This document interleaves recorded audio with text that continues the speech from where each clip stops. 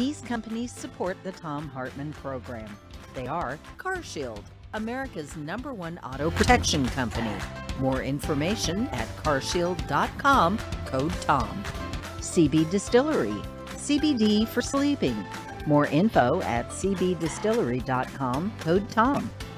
The Clean Phone Pro, phone sanitizer and charger. More info at thenewdealshop.com. Boll and Branch Sheets, crafted for the common good. More info at Boll, B-O-L-L, and Branch.com, code TOM. ExpressVPN, the VPN that just works.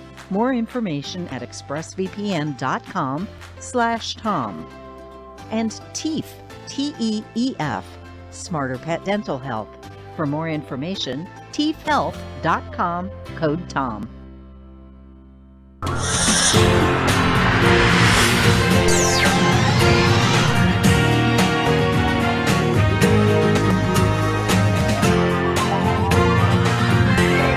We say it like that!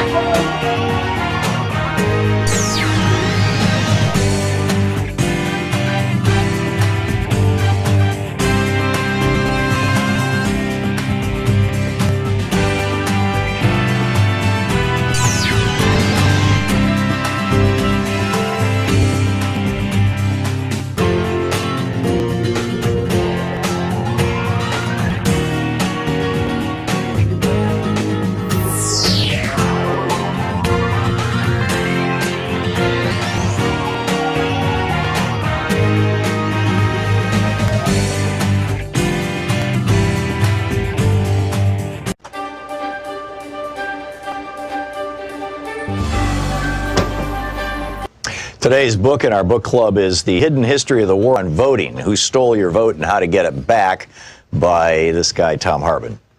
This is from chapter 1, or from the introduction, actually. In 2016, 6% of Americans who were eligible to vote nominated Donald Trump as the GOP's presidential candidate. It was 8% for Hillary Clinton on the Democratic side. Trump went on to be elected president by 26% of eligible voters. The modern American oligarchs have largely stayed in power using 3 simple elements: explicit and overt racism, massive disinformation campaigns, and voter suppression. No ideas, no push for better schools, hospitals, airports, roads, or bridges, or reform of our health, energy, or financial systems. No promise of more and better jobs. None of these staples of past presidential campaigns can be found in pretty much any Republican advertising today. Instead, the public Republican message is all about race, or the subset of race, religion. Muslim stands in for brown Arab in GOP speak, and immigration, aka brown people from south of our border, and socialism. Meanwhile, Republican secretaries of state across the nation are vigorously purging voters from the rolls. Over 17 million, more than 10% of America's active voters, in just the 2016-2018 period, according to NBC News. After the After the 5 Republican appointees on the U.S. Supreme Court gutted the Voting Rights Act in 2013, 14 GOP-controlled states moved within a year, some within days, to restrict access to the vote, particularly for communities of color, students, and retired people. In North Carolina, for example, 158 polling places were permanently closed in the 40 counties with the most African-American voters just before the 2016 election, leading to a 16% decline in African-American early voting in that state. An MIT study found that nationwide, Hispanic voters wait 150% longer in line than white voters, and black voters can expect to wait 200% longer in line to vote. In Indiana, then Governor Mike Pence's new rigorous voter ID law caused an 11.5% drop in African-American voting. Students are suing for their right to vote, and retired people who no longer drive but care passionately about their Social Security and Medicare are being turned away at the polls by the hundreds of thousands because their driver's licenses have expired. The obvious failure of 40-plus years of Reaganomics and GOP policies to maintain a functional middle class in America has been a problem for the modern GOP. In 1974, for example, the GOP had outright control of only 7 states. The message, elect us and we'll help the rich people, just didn't generally resonate with American voters. It's the reason why, outside of the fluke elections of 46 and 52, Democrats controlled the House of Representatives outright for 3 generations, from 1933 to 1996, and controlled the Senate for most of that time. Desperate to win the presidency for the GOP in 1968, Richard Nixon went so far as to commit treason by torpedoing a peace deal with President Lyndon Johnson that President Lyndon Johnson had worked out with the North and South Vietnamese. According to Abul Hassan Bani Sadr, then president of Iran, Ronald Reagan did the same thing by cutting a deal with Iran whereby they would hold on to the U.S. embassy hostages until after the 1980 presidential election, torpedoing Jimmy Carter's chances of re-election. But in 2000, the GOP changed tactics. After Reagan was almost busted for his part in Iran-Contra, he testified that he had forgotten about details of the program more than 80 times. His growing Alzheimer's spared him an indictment. They realized that getting busted for treason wasn't worth the risk. They needed a plan B, and it was deliciously simple. If most voters don't like what you're selling, then just don't let them vote. Paul Weyrich promoted this idea back in 1980 when he was campaigning for Reagan after co-founding the Heritage Foundation. And indeed, many Republican luminaries, such as William Rehnquist, who went from serving the GOP by standing in polling places and intimidating Hispanic and Native American voters in the 1960s, to becoming Chief Justice of the Supreme Court, rose up through the ranks by participating in Republican-run voter intimidation schemes. Voter suppression became the foundational go-to tactic for the GOP in 2000.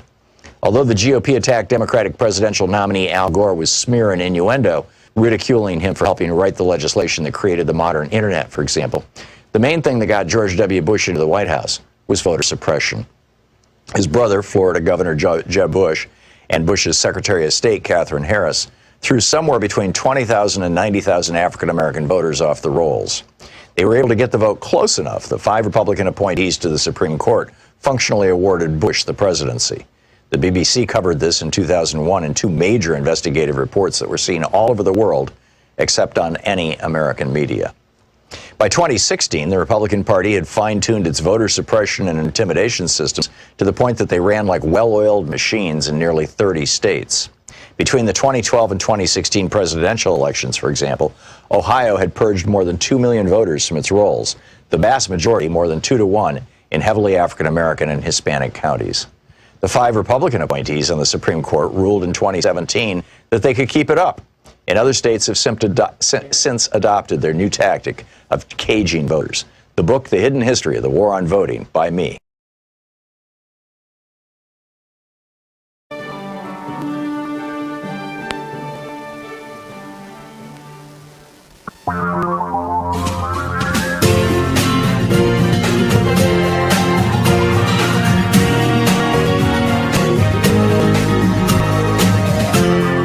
This is the Thom Hartmann Program.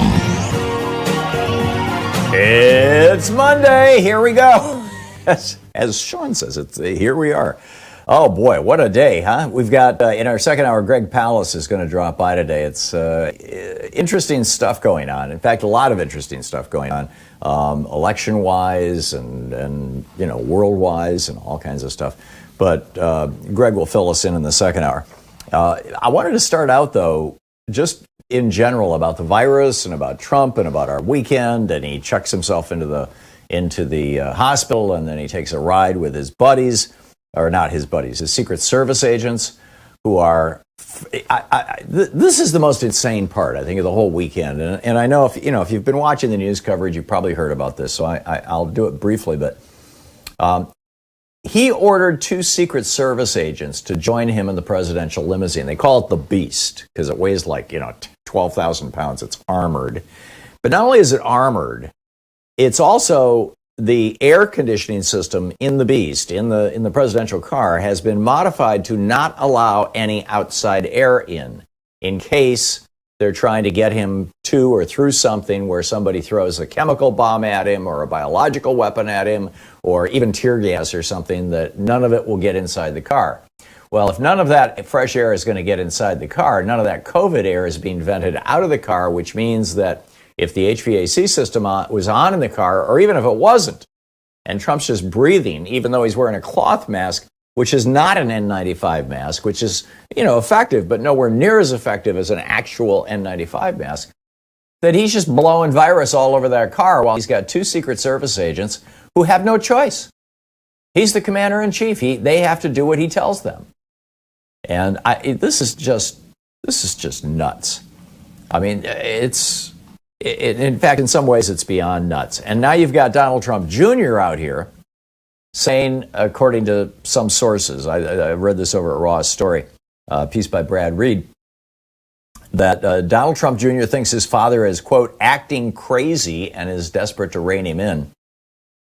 The president's eldest son, this report says, has been alarmed by Trump's behavior over the past couple of days. Quote, Don Jr. This is from one source that provided this to Gabe Sherman over at Vanity Fair. Don Jr. has said that he wants to stage an intervention, but Jared and Ivanka keep telling Trump how great he's doing. Don said, I'm not going to be the only one to tell him he's acting crazy. Well, I think this may have something to do with steroids. I remember I had, a surgery, as you all know, a few years ago, and in the subsequent months after that, had some problems, some inflammation problems around the incision site and all that. And so they put me on steroids for a week, right? It's one of these things where you take 6 pills the first day, and 5, and then 4, and then 3, and then 2, and 1. And, you take yourself off because steroids are really addictive. Or whatever the proper word is, habituating or whatever, or just, they can really whack you when you stop taking them. Well, he's on a major steroid. And I can tell you from my own personal experience, I felt like I could conquer the world. I mean, the first 2 days that I was on those steroids, I was like, wow, I feel 20 years younger. I mean, the 30 years, this is amazing. I can do anything. Because it basically shuts down your body's, inflammatory responses. All the aches and pains go away. You feel like Superman. And, if you've ever taken steroids, you know exactly what I'm talking about. And so you've got a guy, in my opinion, who is high on steroids, who is then saying to the people who work for him, even though I have a deadly disease and I'm contagious, you got to hang out with me. In fact, you got to take me out there because, the Proud Boys have assembled outside the hospital. They've been there for a couple of days. When they arrived, Gavin McInnes, the leader, everybody was chanting his name. So you've got, a whole bunch of Proud Boys and other white supremacist groups camping outside the hospital with their little signs and things. And Trump just had to go out and say hi to them. They're his peeps. They're the people that he is hoping are going to show up at polling places to try to scare people away from voting. And they're going to be his base when he leaves the White House, when he does his TV show or buys, OAN, the television network, or creates his own television network, or figures out some other way to pick their pockets, because he's been picking their pockets big time. I mean, I'm getting 4, 5, 6, 7, 8 fundraisers from the Trump campaign and 2 or 3 super PACs that Trump's got his finger in almost every day. They are just, this has turned into a money machine. They're just sucking all his cash out of his base, and he doesn't want it to stop once the election's over. So even if he's going to lose, he's going to lose in a way that sets him up to have a huge audience so that he can make a fortune to pay off the fortune that he owes to the foreign oligarchs because he's broke. I mean, think of this in terms of Trump's own self-interest. That's what this is all about. I also, on Friday when we got the news that Trump was testing positive, on this program, I said there's, one of 2 things is going to happen. Well, one of 3 things. The third one was the least likely.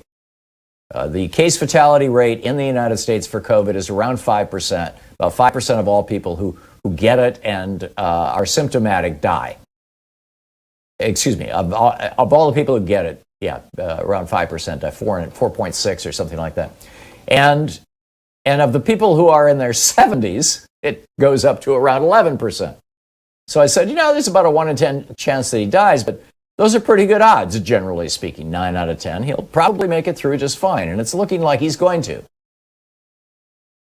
So therefore, as I pointed out, if he makes it through just fine, one of 2 things will happen. He will either come out of this experience after he's recovered, which will, be another week or so, but we'll see. He's either going to come out of this experience as Boris Johnson or as Jair Bolsonaro. Just to very quickly explain, Boris Johnson got the coronavirus, got real sick. There were 3 touch-and-go days. They didn't put him on a respirator, but they were real close to it several times. in the National Health Service, the British socialized medicine program.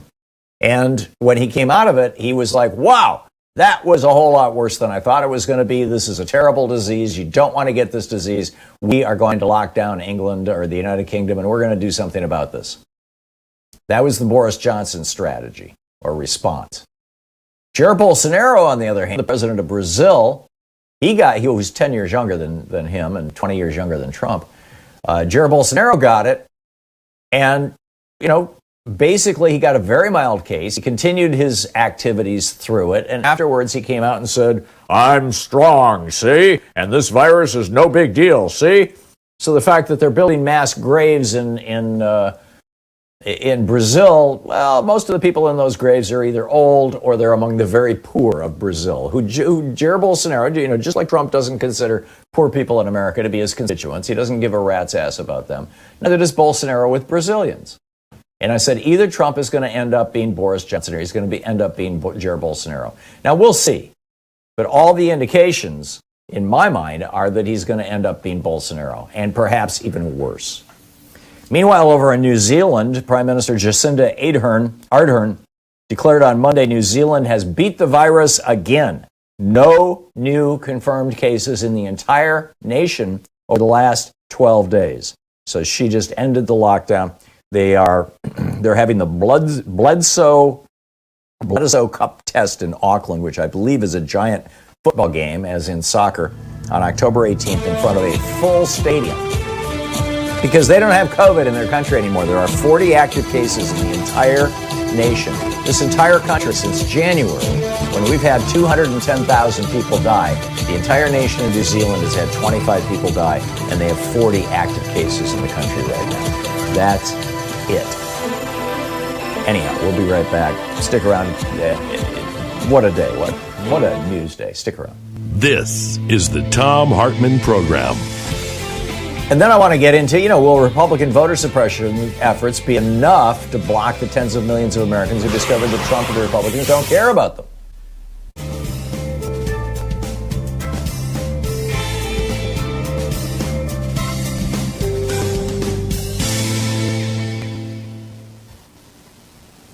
And welcome back. Carolyn in Gaithersburg, Maryland. Hey, Carolyn, thanks for watching Speech TV. What's on your mind today? I've been thinking that, I don't believe he has this virus. And within a few hours of him checking in, I didn't believe it. And then he went on television. He looks just fine. He gets in that car. He looks just fine. The doctors have already been caught not telling the truth. So I think the whole thing is a con job because he knows he's losing the election because of his attitude towards this virus, and he's going to come out of there and he's going to change his whole attitude towards it. You think?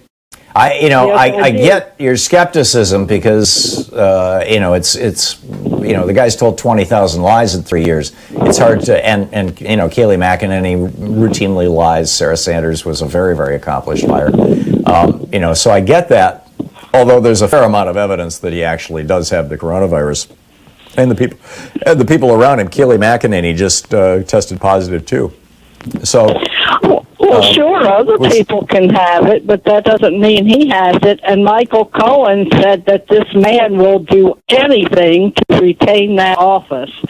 And since I've heard Michael Cohen say that more than once, I thought, I just watched Don the Con in action. Yeah, as far as I could go.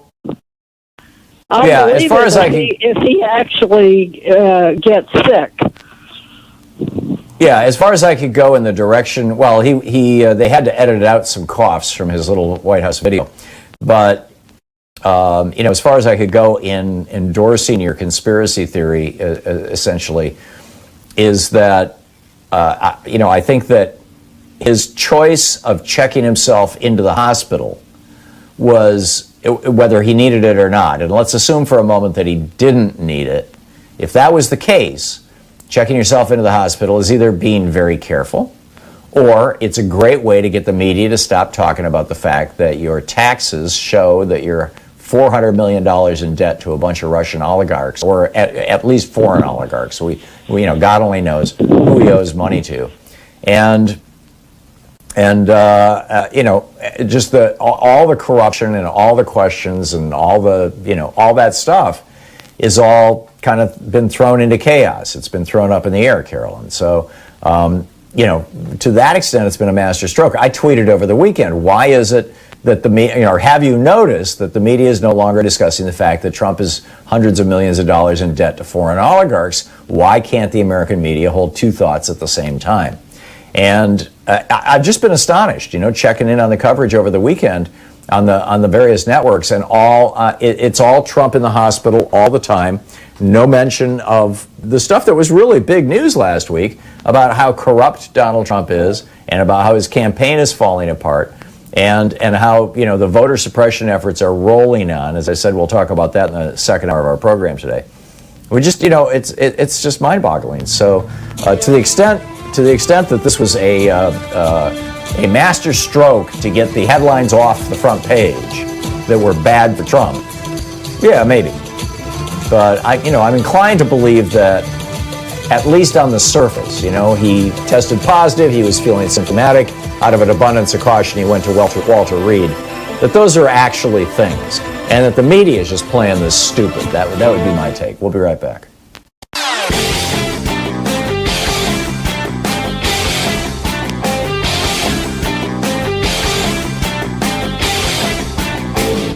Share the Thom Hartmann Program with your friends. We're available on SiriusXM, Free Speech TV, Pacifica, commercial stations nationwide, YouTube, Twitter, Facebook, on the Thom Hartmann app, and you can even tell your smart speaker to listen to the Thom Hartmann Program.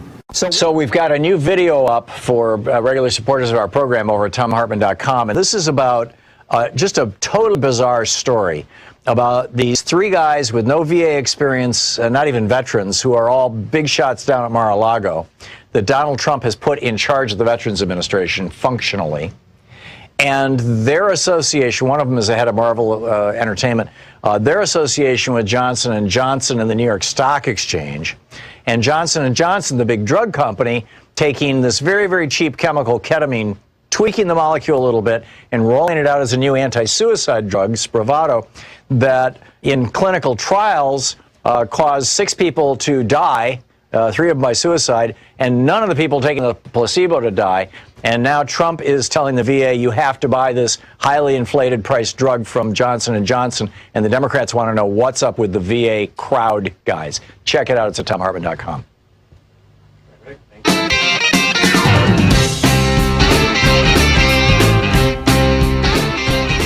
Back, Thom Hartmann here with you. There's a bunch of stuff in the news too. I wanted to just get through a kind of a core rant here. I mentioned Trump putting these 2 Secret Service agents' lives at risk, and in fact, of all things, we're seeing that Stars and Stripes, right? The publication that Trump tried to get shut down. And then Congress said, oh, no. Stars and Stripes ran an article yesterday in which they quoted Dr. James P. Phillips, an attending physician at Walter Reed, which is where Trump is. And talking about, this is from their article, less than 1 month until Election Day, Trump was eager to project strength despite his illness. The still infectious president surprised supporters who had gathered outside the hospital, driving by in a black SUV with the windows rolled up. Secret Service agents inside the vehicle could be seen masks and other protective gear. And then they quote Dr. Phillips, quote, "This is insanity. Every single person in that vehicle, that completely unnecessary presidential drive-by just now, has to be quarantined for 14 days. They may get sick. They may die." Right. Meanwhile, news reports tell us that people who work for this administration are in a full-blown panic because Trump doesn't give a damn about their lives.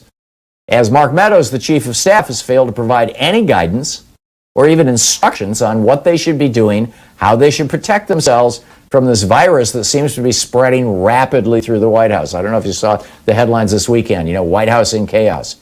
While the Trump show is playing on television, his senior officials, who don't give a damn about our lives, are continuing to sell off our public lands, destroy our national parks, increase the pollution of our air and water, and destroy the credibility of historic organizations, gold standard organizations like the CDC, the Center for Disease Control. This GOP administration is still preventing military and government employees from making their Social Security contributions this year because Republicans don't give a damn about the lives or retirements of military and government employees. Trump promises to make this permanent if he gets reelected, meaning the Social Security Trust Fund will be exhausted and dead for all the rest of us in 3 years.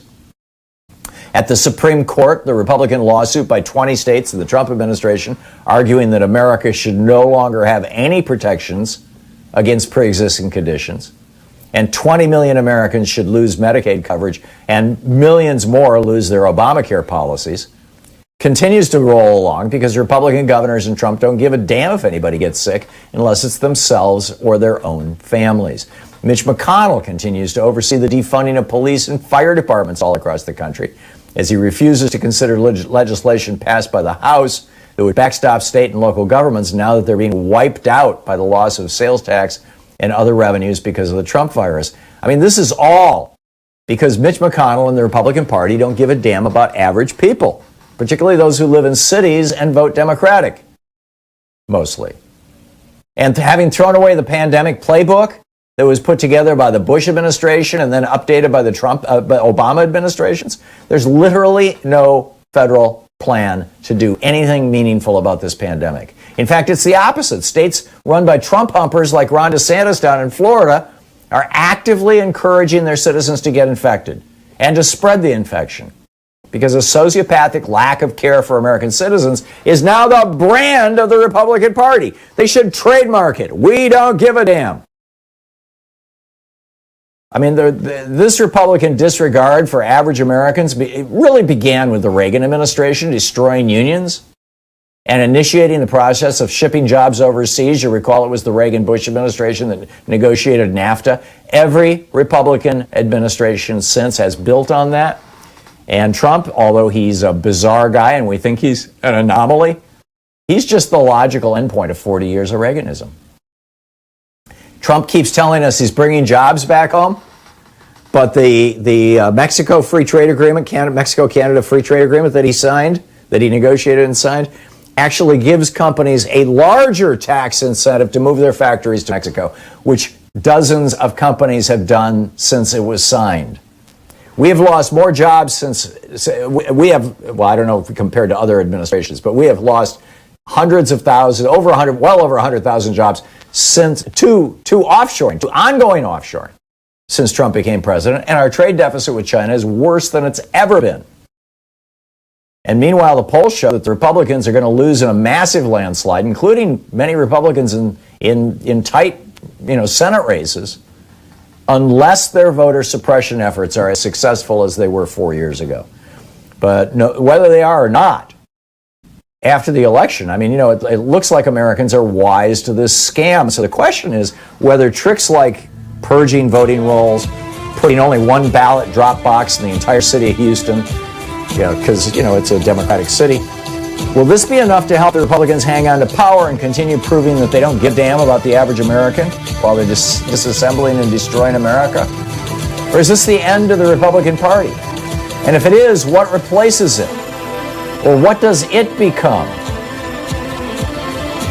Pick up your calls right after this. You're listening to the Thom Hartmann Program. Call 202-808-9925. It's coming up on 28 minutes past the hour. We'll be right back.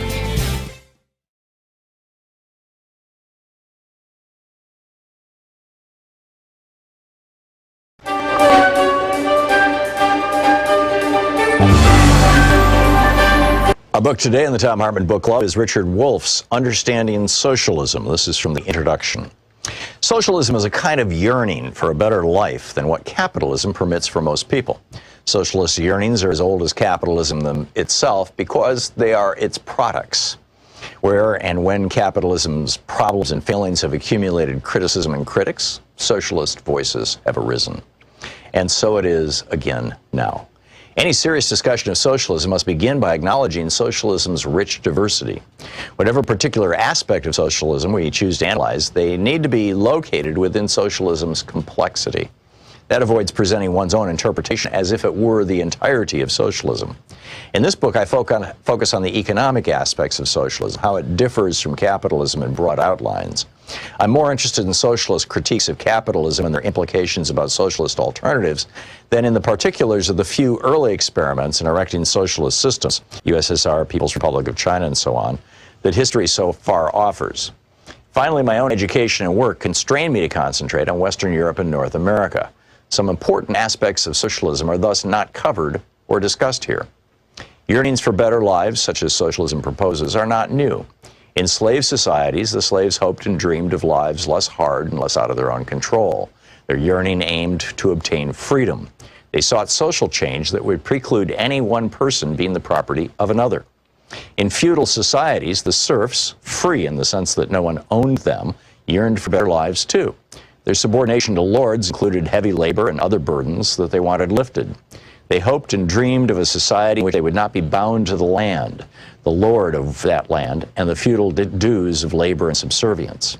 The serfs mobilized in the 1789 French Revolution to demand liberty, equality, and brotherhood. In effect, the serfs had expanded on what the slaves had called freedom.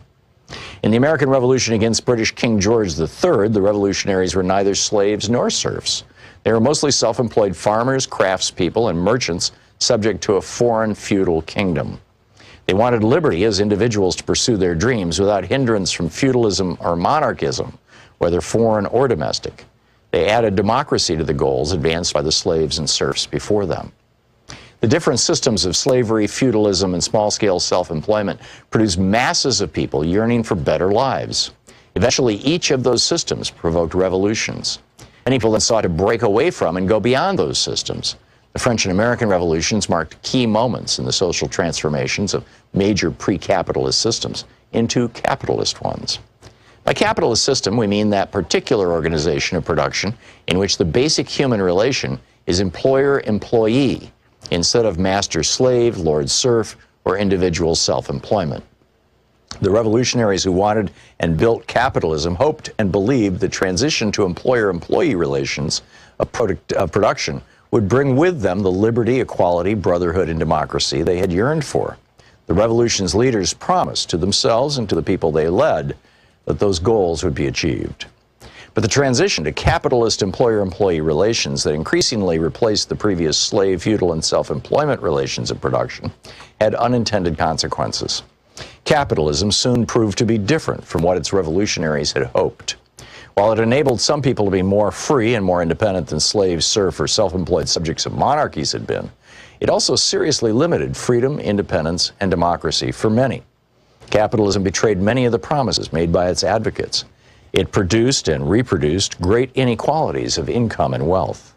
Poverty proved to be as endemic as capitalism seemed equally adept at producing and reproducing both wealth and poverty. The capitalist rich used their wealth to shape and control politics and culture. Democratic forms hid very undemocratic content. The cyclical instability attending capitalism constantly threatened and hurt large numbers of people, and so on. Growing numbers of employees within capitalism began to yearn for better lives.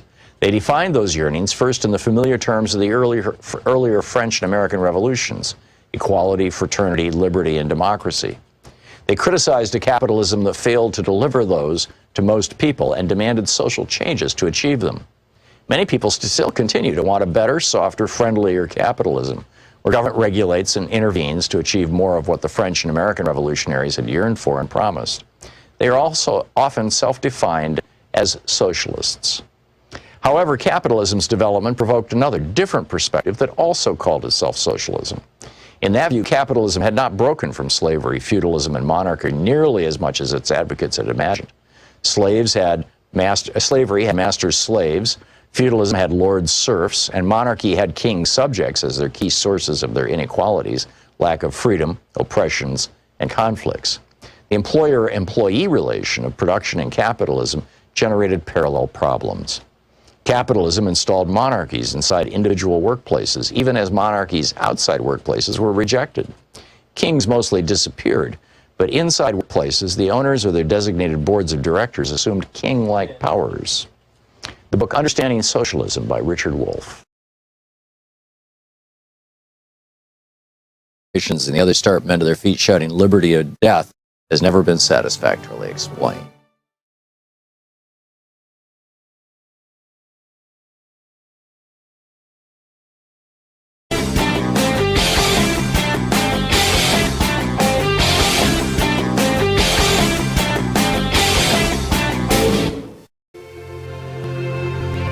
On the Science Revolution this week, Donald Trump has tested positive for COVID-19.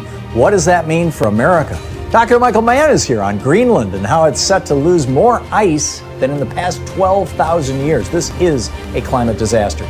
Gene Ross from National Nurses United drops by about the widespread failure to track and report data on COVID-19 deaths, testing, and infections. Kevin Camps from Beyond Nuclear joins me from New Mexico, begetting a radioactive waste dump. And in Geeky Science, an awe walk, AWE, an awe walk may do wonders for all of us right now. Tune into the Science Revolution wherever fine podcasts are available.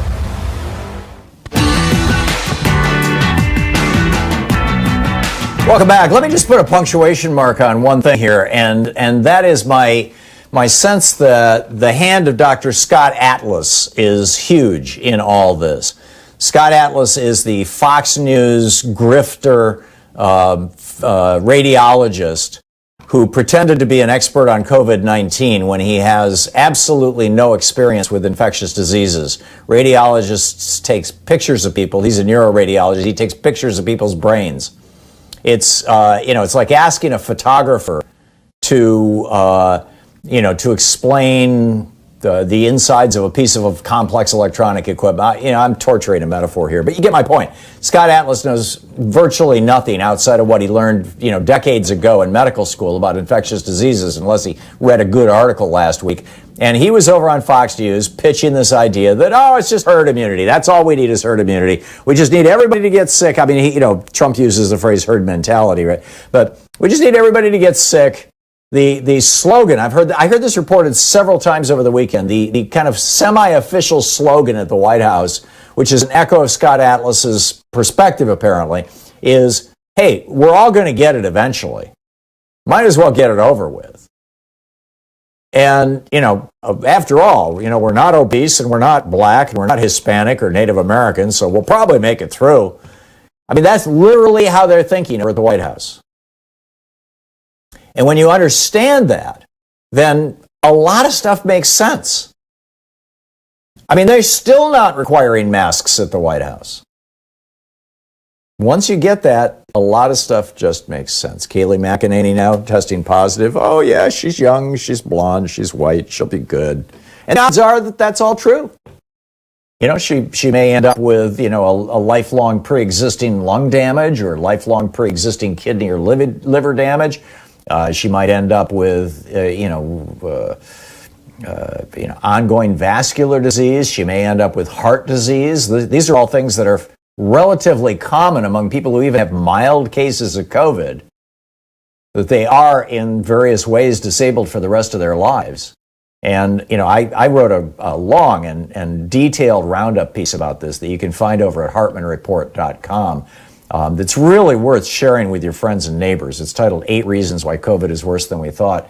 And, and letting people know. But this is, Scott Atlas is ignoring all that stuff. I mean, after all, it's a brand new virus. We're just figuring out a lot of this stuff. So we can just kind of only look at the deaths. And if you only look at the deaths, at the mortality rather than the morbidity, the deaths rather than the ongoing sickness, well, yeah, it's mostly old people and mostly minorities. And that was the thing that in that meeting after the April 7th revelations of that fact, Jared Kushner argued, hey, this is just taking out Democrats and black people. Let's just let it go. Let it rip. What was Trump's expression? It will wash over the American people. Right. And that strategy, if you do the math, that simple strategy means that somewhere between 2 and 10 million Americans will die from COVID. So, we'll see where this goes, but I am not I am not happy with this. Nathan in Omaha, Nebraska. Hey, Nathan, what's on your mind? You just asked a very interesting question that's been on my mind for a long time. What replaces the Republican Party? And Right. The Republican Party feels to me like a 40-year accident that shouldn't have happened. What replaces it is the two factions of the Democratic Party. To put it, the Biden side and the Bernie side, basically. That becomes the new two-party system. That would be the best outcome, Nathan.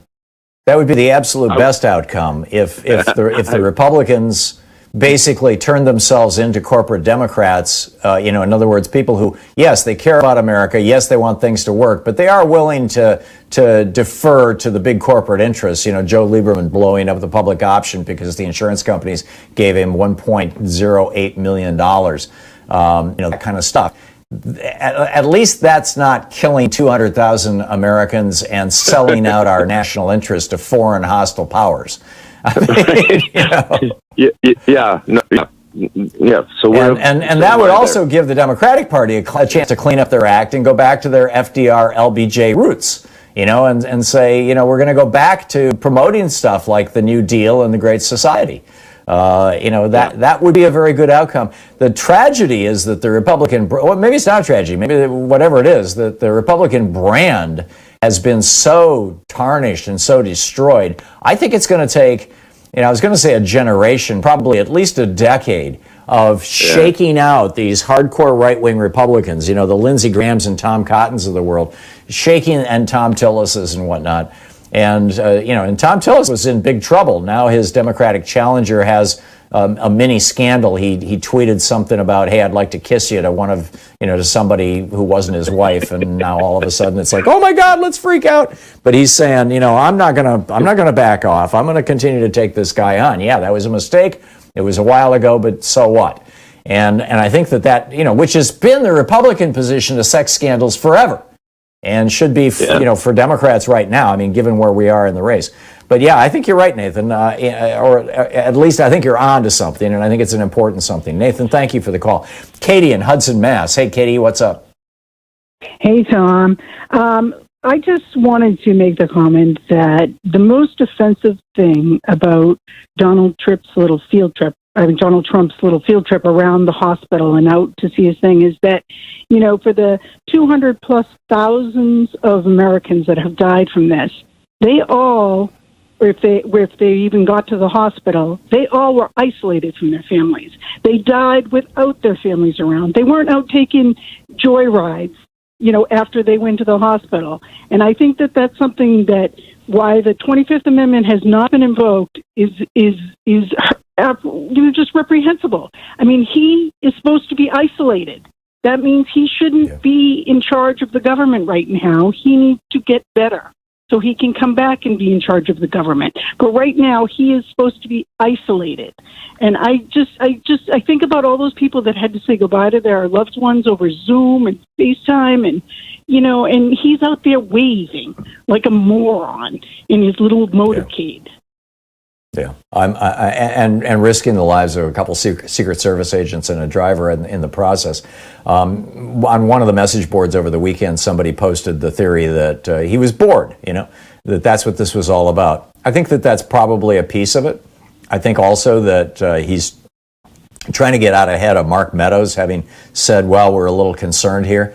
The reality is that typically, once people get symptomatic, they sometimes get better over the course of 3 or 4 days, and then one of two things happens.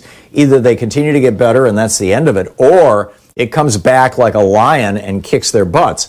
And that would be, the early part of this week. So we're all kind of watching. But in addition to that, let's keep in mind, Katie, there's people all over America who have COVID who are not being offered a $140,000 experimental monoclonal antibody treatment and are not being given remdesivir, which you and I paid to develop which the company that makes it, I believe it's Gilead, is charging what, $1,000 or is it $3,000 per dose, or is it $1,000 and you need 3 doses? I forget which, but it's obscenely priced, and this isn't available to most people. The dexamethasone. Pardon? He could be on a ventilator in a second. And so I don't understand this whole, why is Pence not under the 25th Amendment in charge of the government right now?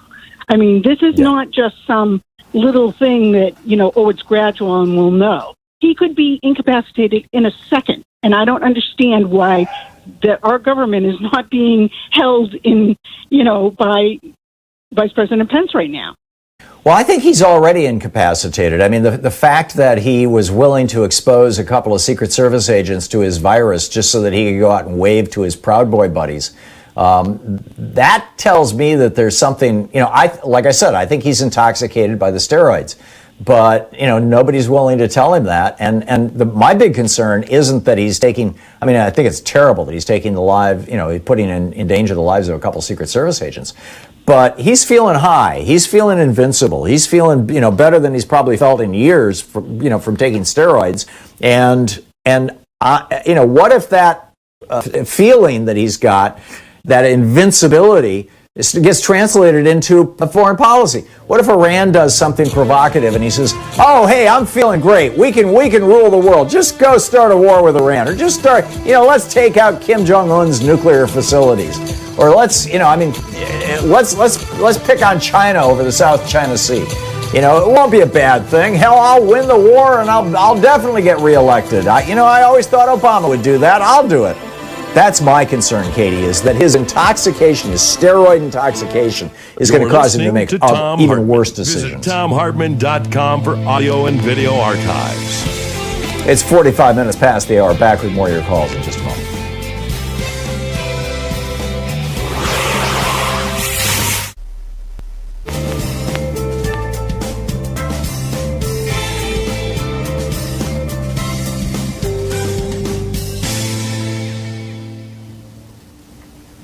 And welcome back. Let's see here. Dennis in Aptos, California. Hey, Dennis, what's up? Yeah, hi. Real quick correction. It's rugby. That's the sport in New Zealand. That's the Bleach. Oh, rugby? Thank you. Yeah, Bledsoe Cup is between Australia and New Zealand. They play every year. Anyway, I do think that Trump is sick. Unlike that other caller, I don't think this is a hoax. And he's 74. He's 250 pounds, about 20 pounds overweight for his height. The days where he actually could become sicker are only about 2 or 3 days away from now. And I think what you said about the steroids is spot on. And I have to. You ever had that experience, Dennis? I've never been on steroids. No, never. I got to tell you, it's amazing. It's amazing. I mean, I remember taking narcotics, after surgery and feeling really great. But that was nothing compared to the steroids. The steroids were like, when you take narcotics, you feel like, oh, I don't feel any pain. I feel good. I feel normal. I feel like myself. When you take steroids, it's like, I feel like Superman. It's insane. Anyhow, back to you, Dennis. I'm sorry. He's already been intoxicated with power and money, practically his whole life. So this is like, adding more fuel to the fire. And I have to say too. I mean, I have the same feeling. Like, I don't want to wish harm on anybody. But when I saw that thing yesterday, that show, that stunt with the SUV, I mean, I had to think, F that guy. For Christ's sake, he spread the disease to who knows how many people in the last week, and then he pulls that stunt. I mean, how much slack can you give this guy? You can't give him anything. I think he will act like Bolsonaro if he pulls through. You're right about that. Oh, I think he already is. He said the same thing. Yeah. Oh, yeah. I think he already is, because he did that video where he said, I'm learning a lot about this, and, well, what's he learning? Well, apparently that even while you're sick, you can be on TV. I don't know. And he's also succeeded in getting all the bad news about himself off the headlines. So he's got to be loving this. I mean, it's like there's nothing that can happen to Donald Trump that he can't turn into, that he can't twist around and turn into something that he uses or works to his advantage. It's just breathtaking. But I think that car ride is something that, when we look back at presidents, and whenever Nixon is discussed, we see the B-roll of him, waving with his victory sign at the helicopter as he's leaving the White House for good. When we think of John Kennedy, we think of his assassination, or we think of his inaugural address where he talks about sending a man to the moon. When we think about Lyndon Johnson, we think about that great speech he gave about the Civil Rights Act before Congress in 1964, about, if not now, when. For each president, there's this little moment, this little crystallized moment. And I think the two big moments for him are going to be, number one, in Helsinki saying, Putin's right and American intelligence is wrong. And it's going to be this car ride. Because it's so emblematic of, as you said, Dennis, it's so emblematic of the fact that he just doesn't give a rat's ass about anybody's life except his own. And maybe his kids, although I'm skeptical. Dennis, thank you for the call. Well said. We'll be back. It's 10 minutes before the hour.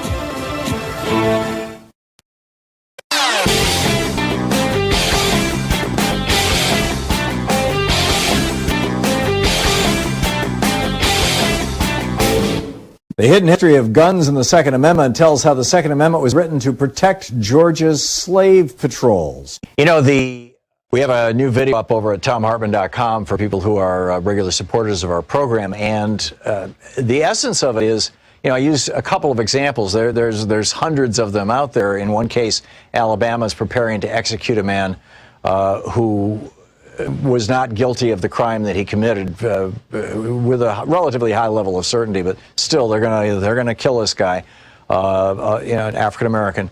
And the other story out of New York State, where the police officers hogtied this guy, elbows behind him, tied his legs together, and then threw him down a flight of stairs, mangled his face. He looked he was totally beaten. 12 hours later, he commits suicide in his cell.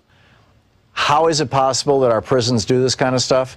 Because the 13th Amendment says that slavery is still legal in the United States. You have no rights if you've been convicted of a crime. We need to amend the Constitution. Check it out at thomhartmann.com.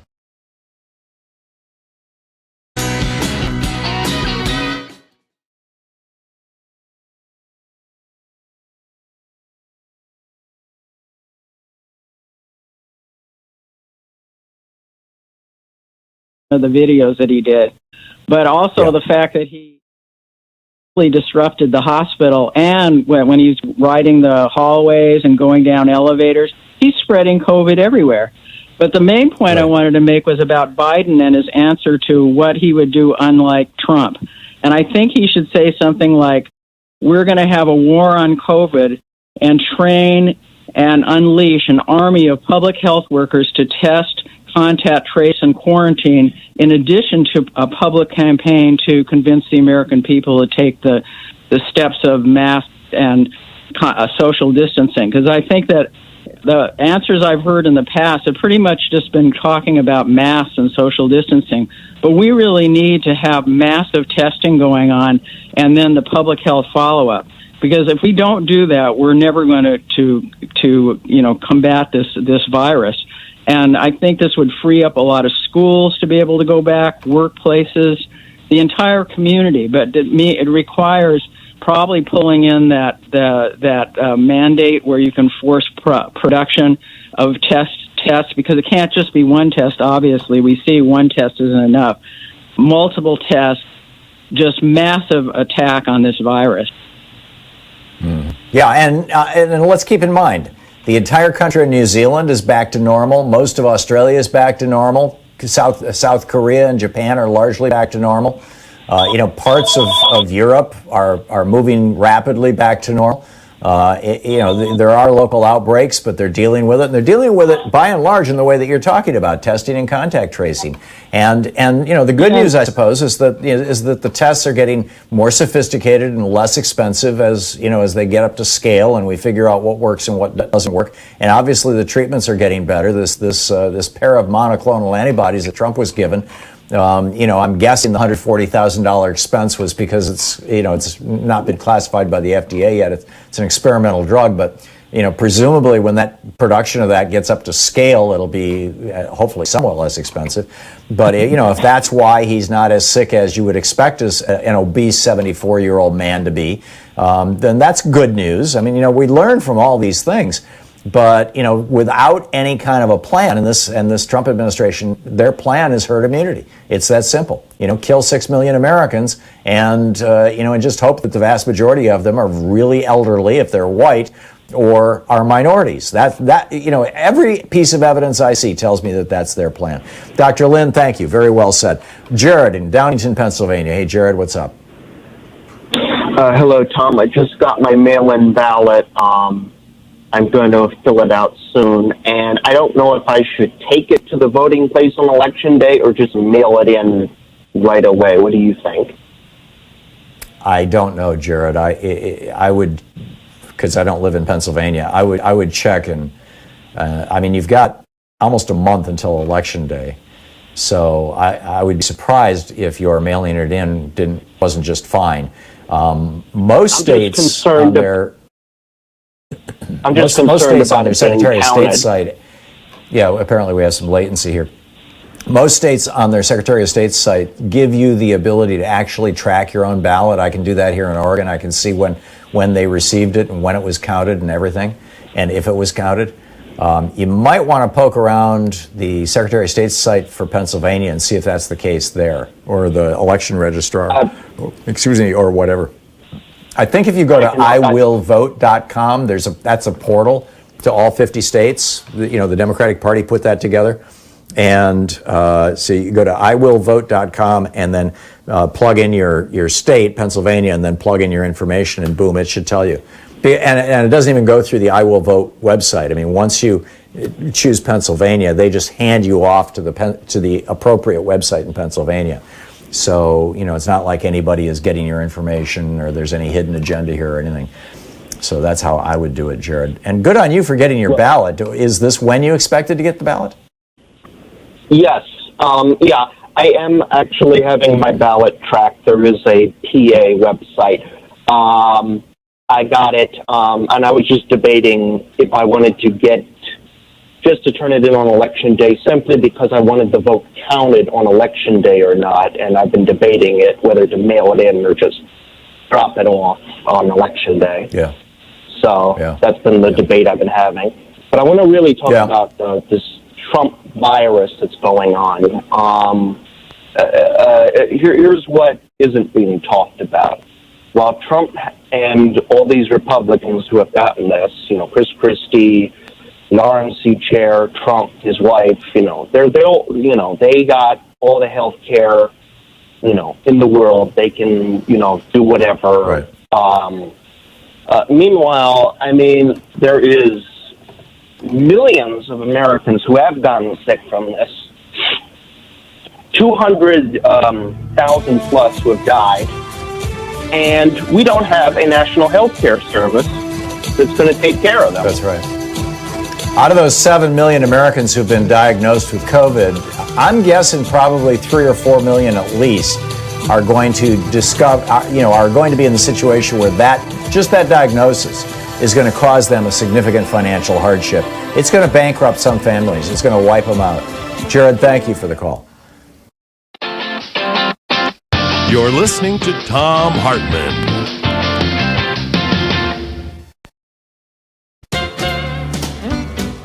Right-wing Republicans and corporate Democrats have become a pathetic bunch of no-can-do Nancys, faced with an economy reeling.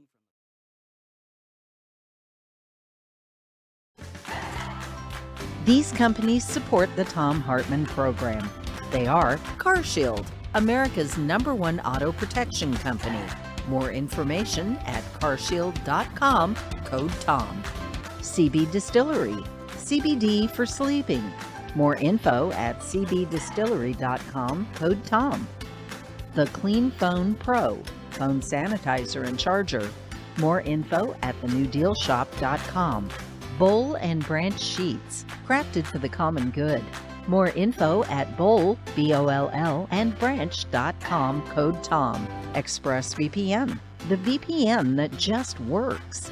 More information at expressvpn.com/Tom. And TEEF, T-E-E-F, Smarter Pet Dental Health. For more information, teefhealth.com, code TOM.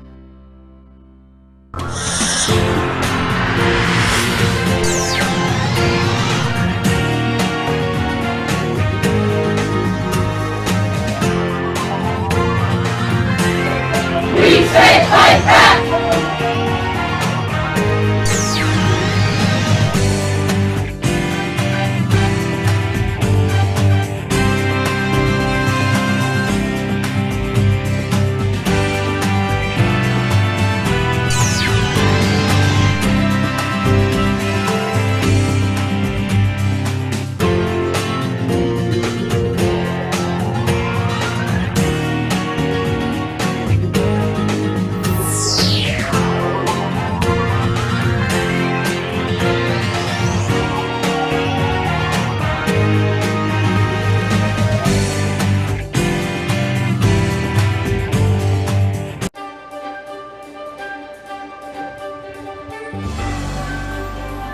Our book today in the Thom Hartmann Book Club is Health Justice Now, Single Payer and What Comes Next by Timothy Faust.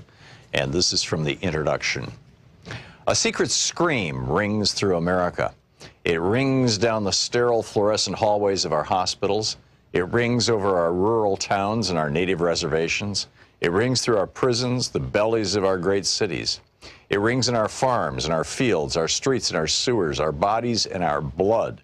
And we are cursed to never hear it clearly until at last we realize it has been our own mouth screaming and we are lost. A child born today inherits in that secret a new American squalor, the skeletal remains of the American cities, the bleached bones of the American suburbs. This secret is a birthright of continual exploitation, pumped for labor and drained of cash and then punished for the resulting suffering. Punished for being hungry, punished for being sick, punished for being pregnant, punished for being poor, punished for being black or brown, punished for being queer, for being unlucky, for being. At the base of that suffering is lodged a little truth, like a knot in the stomach. In America, sickness makes you poor, and poorness makes you sick. This is a book about that relationship and why it happens, and why it's unnecessary, and what we can do to fix it. The cosmic whirling of God's great slot machine has not determined that some people are fated to suffer while others flourish. We have the resources to take care of everyone, and yet we refuse to do so. Your medical debt and medical bills are unnecessary, but we have chosen to make them necessary. These are structural problems with structural causes, and many of them share roots in how we pay for health care. This is a book about health care and health finance. They are different. Healthcare is anything that helps you stay safe and healthy. It's a kind of freedom from and within your own body.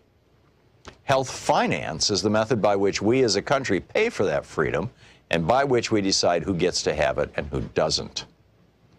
Healthcare is more than what happens to you in the hospital. Healthcare is whether your home makes you sick, or your food makes you sick, or your environment makes you sick, or whether you have enough money to afford the things that keep you healthy.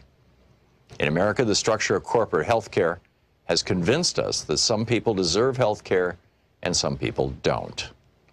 This is a book about that corporate health finance, about private insurance and private insurers. For half a century, they've convinced us that they're the only things that keep us or could ever keep us from the utter financial ruination of illness. They've sold us different inadequate insurance plans and persuaded us that this is a form of great liberty, while chipping away at our freedoms for profit and holding our bodies and our children's bodies hostage. This is a book about single-payer health care, a health finance model in which we pool our abundant collective resources to provide health care to all people. It is a common model across the world. As we will discuss in this book, we have the potential not just to enact a single-payer program in America, but to build the greatest healthcare program among any so-called developed democracy. Here is my profession of faith. I believe beyond any doubt The single payer is demonstrably sound and imminently feasible. I believe a properly ambitious and well-structured single-payer program will do more than any other American social program of this generation to soothe the burns, to resuscitate the spirit, to nourish the moral will of the American people.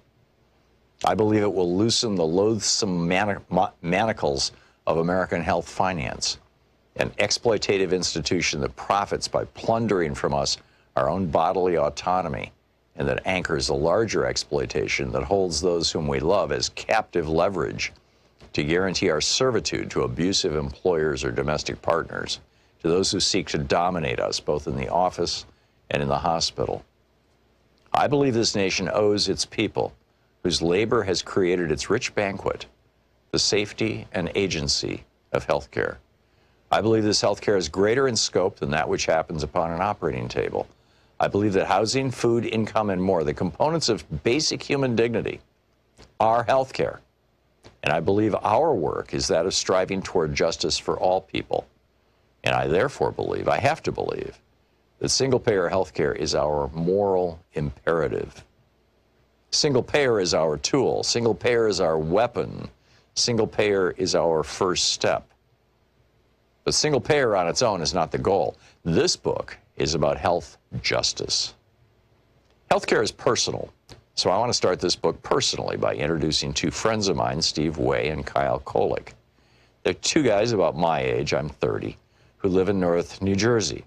They're sweet, gentle people and probably the most charismatic pair of friends I've met in my entire life.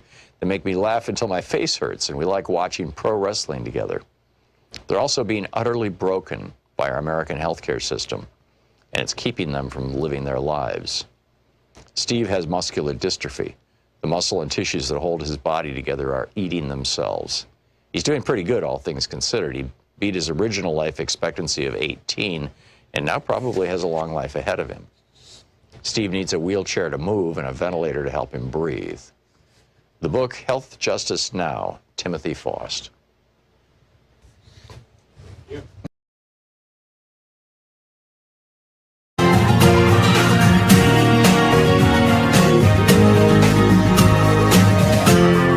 This is the Thom Hartmann Program. Welcome back. Thom Hartmann here with you. Today is the last day to register. And hang on just a second. I've got a list of these right here. It's the last day to register in a number of states. And, well, what happened to my list? Apparently I don't have the list. But, Greg Palast, I believe, has the list with us. And Greg is on the line with us. Hey, Greg, welcome back. Glad to be with you, Tom. I was sure I got that list from Lenny, and I thought I printed it out this morning. I don't know what happened to it, but we've got a bunch of cheating. Go ahead. I'm cheating. I'm looking at my electronic cheat list. Arizona, Arkansas, Florida, Georgia, Hawaii, Indiana, Kentucky, Mississippi, Ohio, Tennessee, Texas, and South Carolina. Online today is your last day, but in Carolina and other states you can register by going to a voting office or other ways. Please check. So again, today is the last day to register online. Arizona, Arkansas, Florida, Georgia, Hawaii, Indiana, Kentucky, Mississippi, Ohio, Tennessee, Texas, and South Carolina. You remember that now, Tom? I do. Okay. I'm not going to recite it back, though. I don't remember it that well. But if you just recognize the name of your state in that list and go to iwillvote.com and you can check your voter registration. It's the portal the Democrats put together. And I think that you've got a site, too, Greg, to find out if you've been knocked off the voting rolls. In fact, Leonardo DiCaprio was tweeting a video of you over the weekend. Tell us about that. Yes. Well, we have a 1-minute video voiced by Yvette Nicole Brown. Yes, and it was the initial hosting was by your friend, Mr. DiCaprio. About 4.5 million people so far have seen this 1-minute film. Please do, because it's about the mass purge of voters in America, which, by the way, can be you.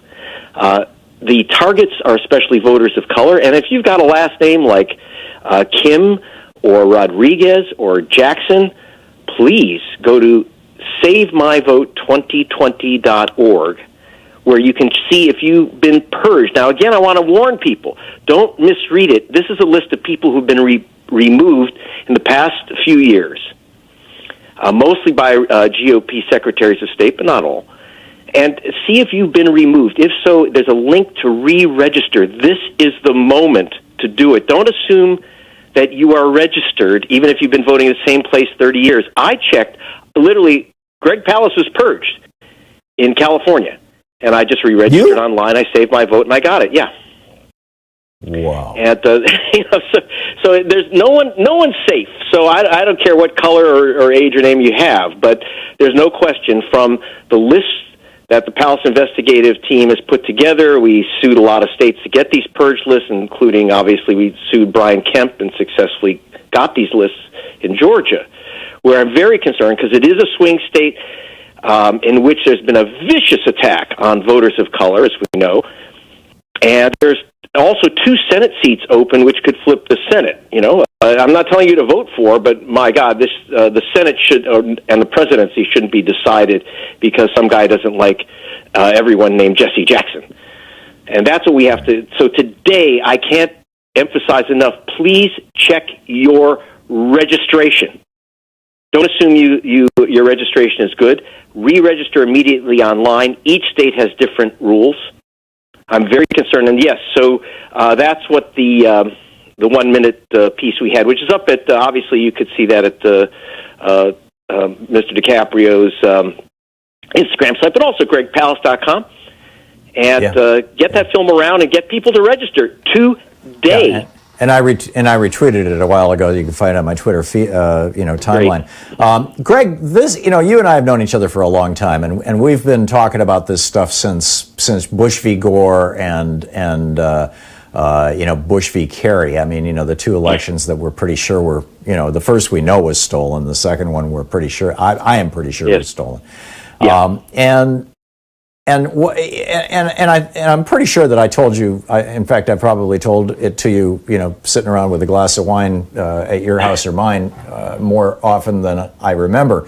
Of going to Washington D.C. with a bunch of talk show hosts from Air America and talking to a group of Democratic senators and congressmen, and saying we really need to talk about voter suppression and the security of these electronic voting machines, and having probably the most powerful Democratic senator who is not the Senate Majority Leader stand up and say, no, we don't want to talk about that. It's our party's policy not to discuss these issues because we're afraid that it'll cause people not to have faith that their vote will be counted, which will cause them not to bother to show up and vote. And we were all arguing, no, it's the other way around. We need to turn this into a war. I mean, look at what the Republicans would be doing if it was going in the other direction. But that's been the official position, not just of the Democratic Party, but of the media. I mean, up until this last, 2 years, really, the whole idea of voter suppression or rigged elections or insecure voting machines has been something that is all over, progressive media, but it's not appearing in, quote, mainstream media. Now it is. How do you see, regardless of the outcome of this election, I think the vast majority of Democrats now realize that the only way Republicans can win is by cheating. And if they win, this is going to obviously be perceived as cheating. But how do you think that that's going to change election law going forward? We saw H.R. 1. I mean, there's a brilliant piece of legislation that Nancy Pelosi got out of the House. It's what we were begging for in 2005 in that meeting in D.C., and we got blown off. It seems to me like some really good stuff might come down the road if our republic survives this experience. What do you think? You're much more of an optimist than I am, Tom. Look, the omerta about vote suppression, racial vote suppression in 2016, the Democratic Party decided, let's just be quiet about it because we don't want to discourage people from voting. So ask President Hillary Clinton how that worked out, the silence, the omerta of the Democratic Party. And the mainstream media too. It was like electric. You and I have been screaming about this, but I'm an investigator. I'm down in these states. I'm seeing hundreds of thousands of people, black people and Hispanics, Asian Americans, young people, thrown off the voter rolls in Georgia. I'm at the polling station where they're saying, I've been removed, I've been removed, I've been removed. People in tears, people angry. and my a radio host, Raheem Shabazz in Atlanta, they give him a provisional ballot, which because he's not on the voter roll, so he knows he's going to lose his vote. But they give him a little peach, a sticker that says "I voted Georgia Peach," and that's his provisional ballot is to a real ballot, like the plastic peach is to a real peach. We've been talking about this, and finally Stacey Abrams broke the omerta of the Democratic Party and said this is a serious issue, especially for voters of color.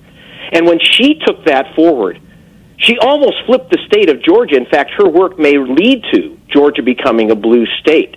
The Democratic Party has made this decision to be silent. Oh, we don't want to discourage people from voting. What I saw in Georgia, and I saw in other states where Democratic party like Wisconsin made an issue. They won with the issue.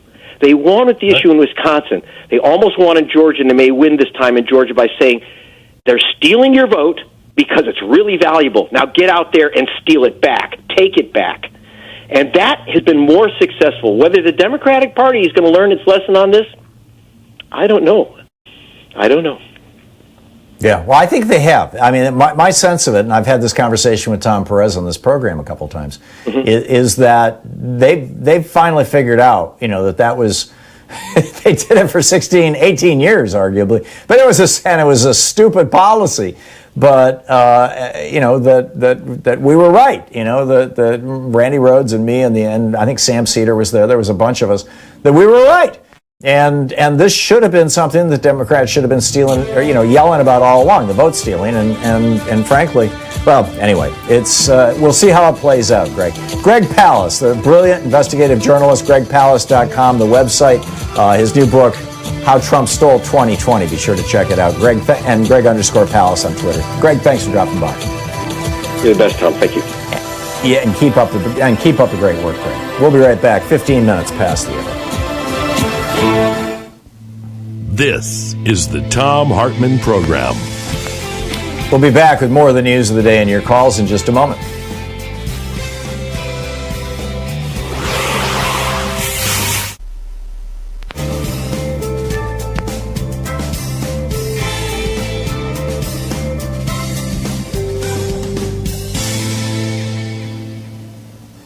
And welcome back. And let's see here, Robin in Kingston, Washington. Hey, Robin, what's on your mind today? Well, Tom, kind of sewing together a few of your points this morning. Overall, this phone call is about voting focus. The left has to keep the eyes on the prize.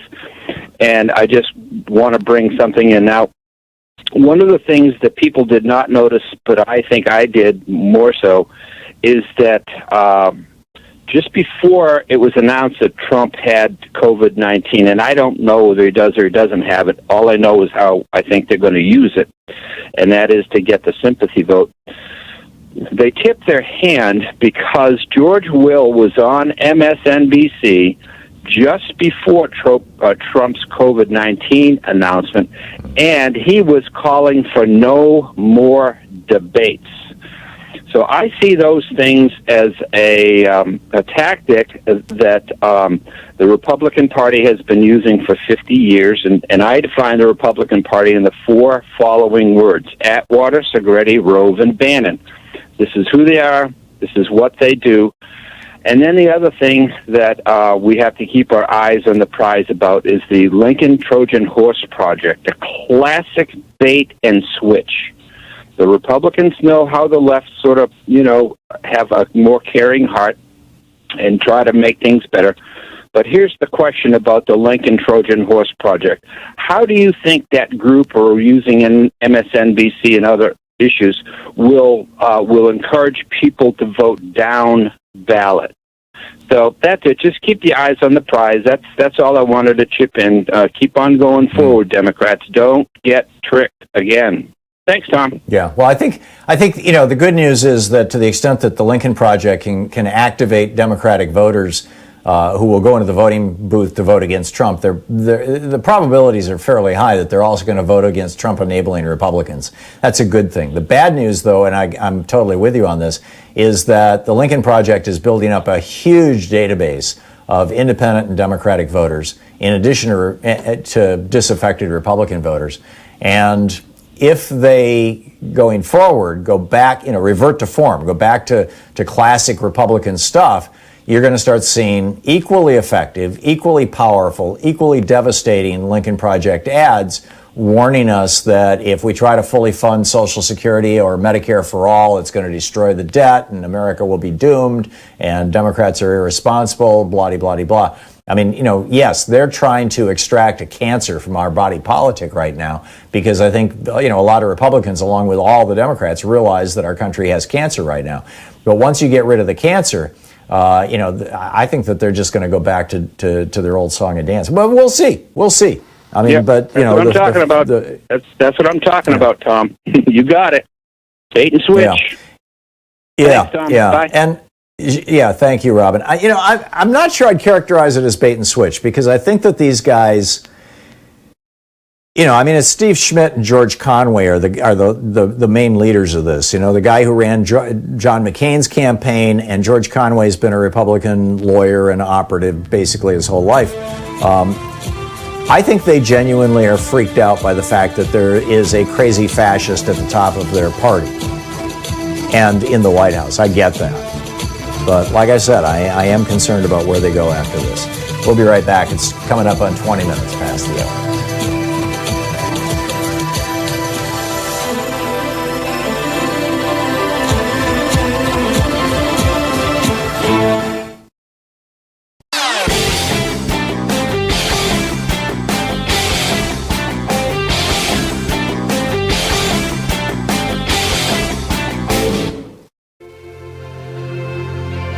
On the Science Revolution this week, Donald Trump has tested positive for COVID-19.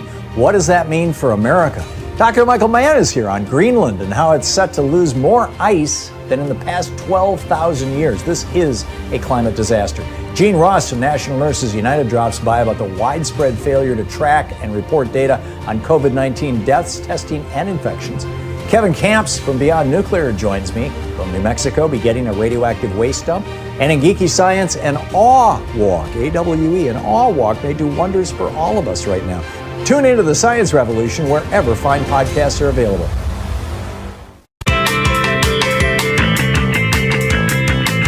And welcome back. Thom Hartmann here with you. Just a quick reminder, I found my list. These are the states that today is the last day you can register to vote. And you can do it online in every one of these states. And if you go to iwillvote.com, you can find out if you're registered to vote. And if you click on the button, it'll take you right to whatever state you're in. You just plug in your zip code and boom, off you go. Or plug in your state.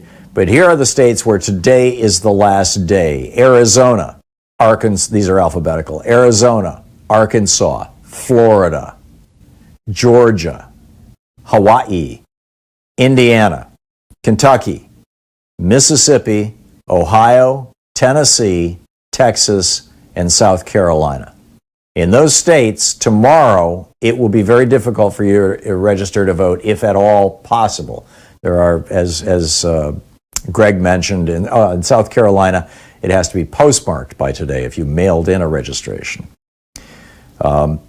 Then, day after tomorrow, Wednesday, is the final day for online registration in Missouri.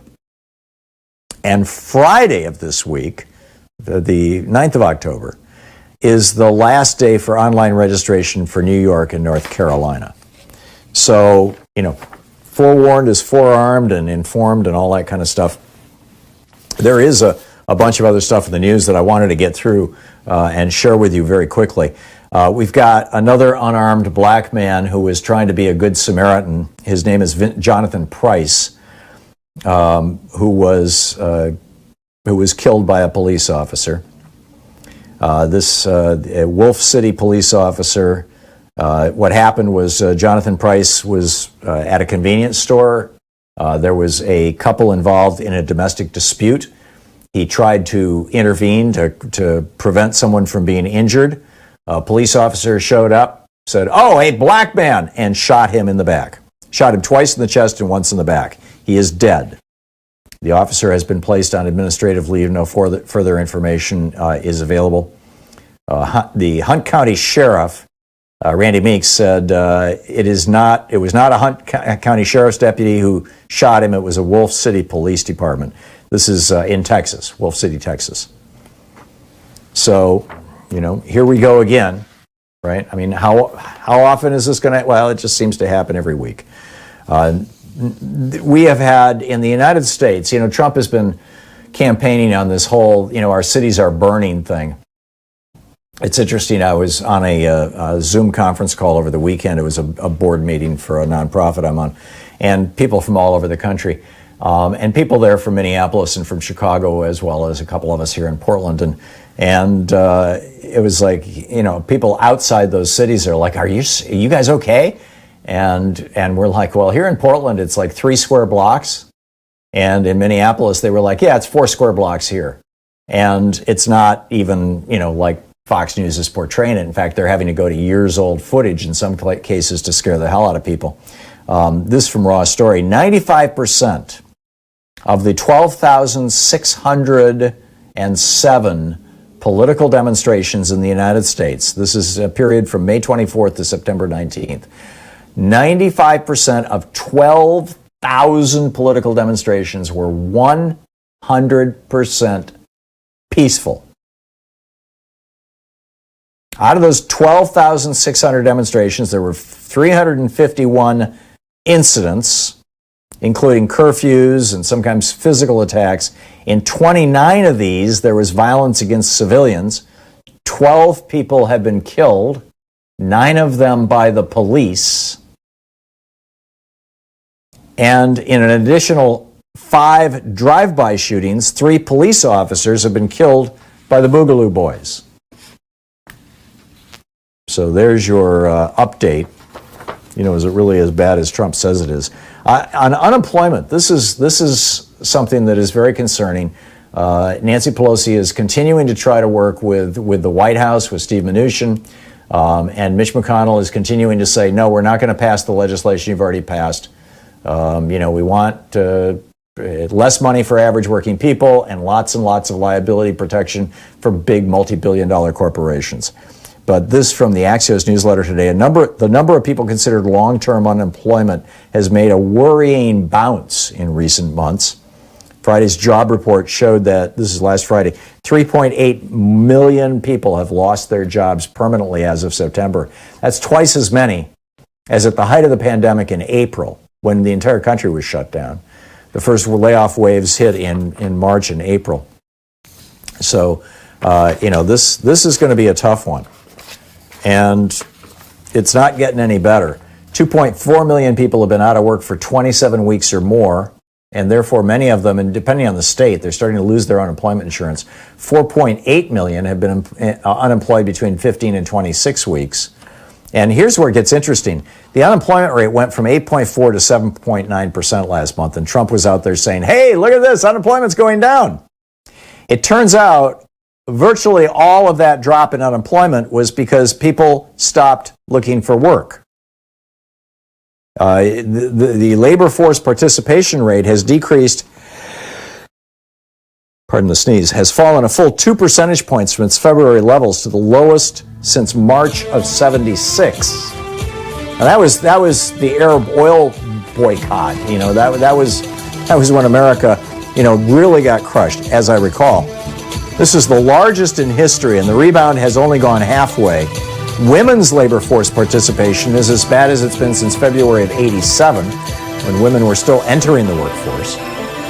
4.5 million people were prevented from looking for work due to the pandemic, and thus not counted. Hartmann Program. Call 202-808-9925. 4.5 million people, because of a pre-existing condition, aren't willing to go out and expose themselves. So they're no longer counted in the numbers. They're not unemployed. This is nuts.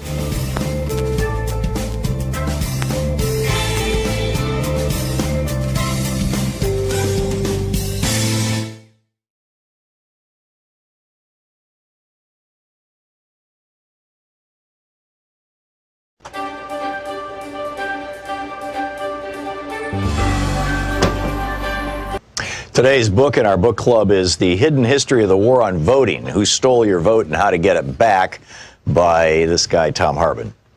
This is from chapter 1. or from the introduction, actually. In 2016, 6% of Americans who were eligible to vote nominated Donald Trump as the GOP's presidential candidate. It was 8% for Hillary Clinton on the Democratic side. Trump went on to be elected president by 26% of eligible voters. The modern American oligarchs have largely stayed in power using three simple elements: explicit and overt racism, massive disinformation campaigns, and voter suppression.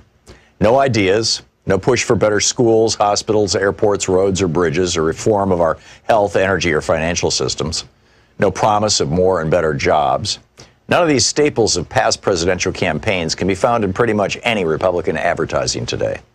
Instead, the public Republican message is all about race, or the subset of race, religion. Muslim stands in for brown Arab in GOP speak, and immigration, aka brown people from south of our border, and socialism.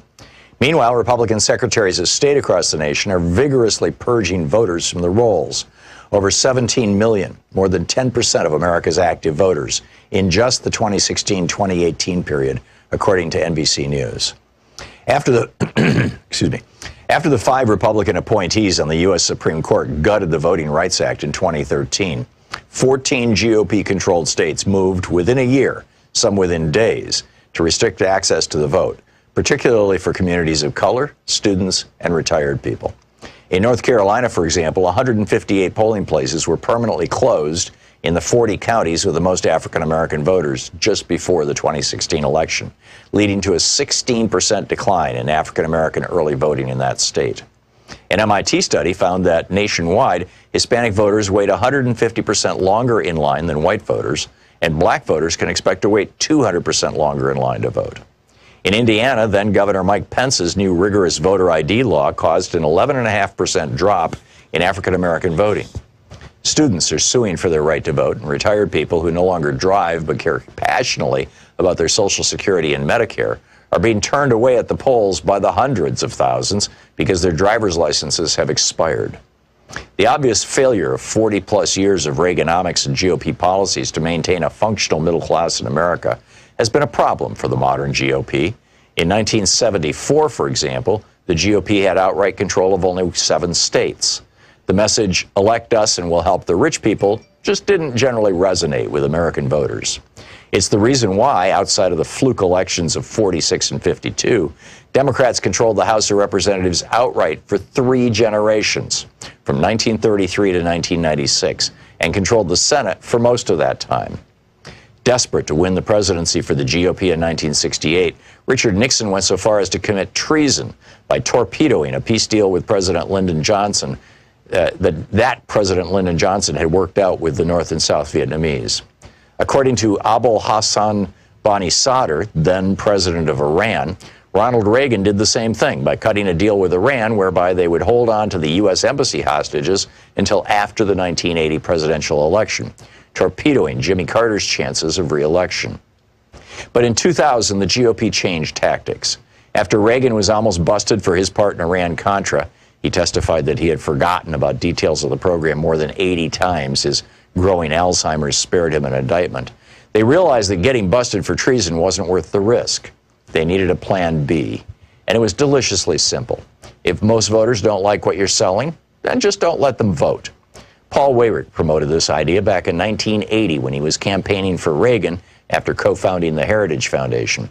And indeed, many Republican luminaries, such as William Rehnquist, who went from serving the GOP by standing in polling places and intimidating Hispanic and Native American voters in the 1960s, to becoming Chief Justice of the Supreme Court, rose up through the ranks by participating in Republican-run voter intimidation schemes. Voter suppression became the foundational go-to tactic for the GOP in 2000. Although the GOP attacked Democratic presidential nominee Al Gore with smear and innuendo, ridiculing him for helping write the legislation that created the modern internet, for example, the main thing that got George W. Bush into the White House was voter suppression. His brother, Florida Governor Jeb Bush, and Bush's Secretary of State, Katherine Harris, threw somewhere between 20,000 and 90,000 African-American voters off the rolls. They were able to get the vote close enough. The 5 Republican appointees to the Supreme Court functionally awarded Bush the presidency. The BBC covered this in 2001 in 2 major investigative reports that were seen all over the world except on any American media. By 2016, the Republican Party had fine-tuned its voter suppression and intimidation systems to the point that they ran like well-oiled machines in nearly 30 states. Between the 2012 and 2016 presidential elections, for example, Ohio had purged more than 2 million voters from its rolls, the vast majority, more than 2-to-1, in heavily African-American and Hispanic counties. The 5 Republican appointees on the Supreme Court ruled in 2017 that they could keep it up. And other states have since adopted their new tactic of caging voters. The book, The Hidden History of the War on Voting, by me.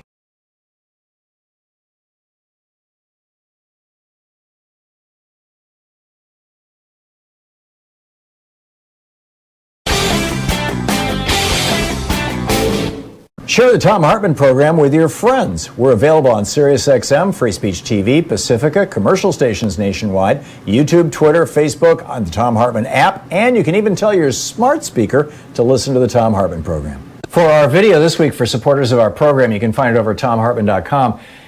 We're talking about endocrine disruptors as modulators of obesity. This is, in fact, the title of the article in Cell Endocrinology was Endocrine Disruptors as Obesogens. Why is it that almost a third of Americans are obese? And that's not true of, say, Italians. And it turns out there's actually a single measurable, definable variable. There's a category, or actually several broad categories of chemicals that are found in the American food supply in particular places, and therefore fairly easy to avoid, that actually disrupt our endocrine system, our hormone system, and cause us to crave more food, to eat more food, and also downregulate our metabolism so that we burn less energy so that food gets stored as fat. You can check it out at thomhartmann.com.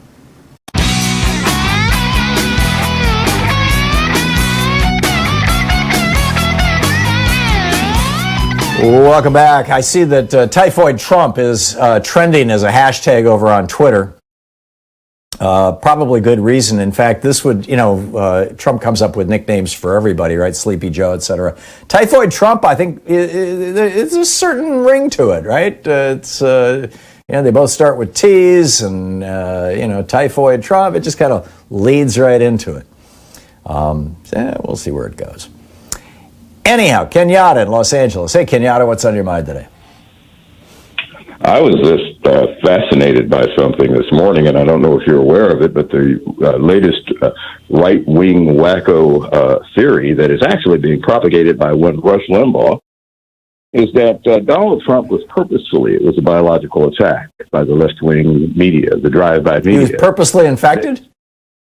Yes, that they may have gotten on Air Force One where they don't have the controls they have at the folks that comes to the White House, because, of course, those folks are constantly tested for COVID, that it was probably one of the rogue media personnel that were there less controls. One of those fake news reporters, who was feeling badly, decided, I'll get...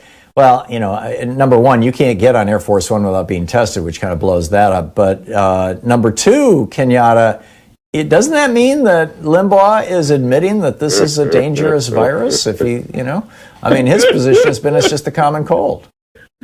I'm with you. It's like, now listen, it's nothing to worry about, folks. It's just the common cold. Oh my God, somebody tried to give it to Trump. It's like, listen, you know what? I haven't laughed this heartily in a long time, and it really isn't funny, and I'll tell you why it isn't funny.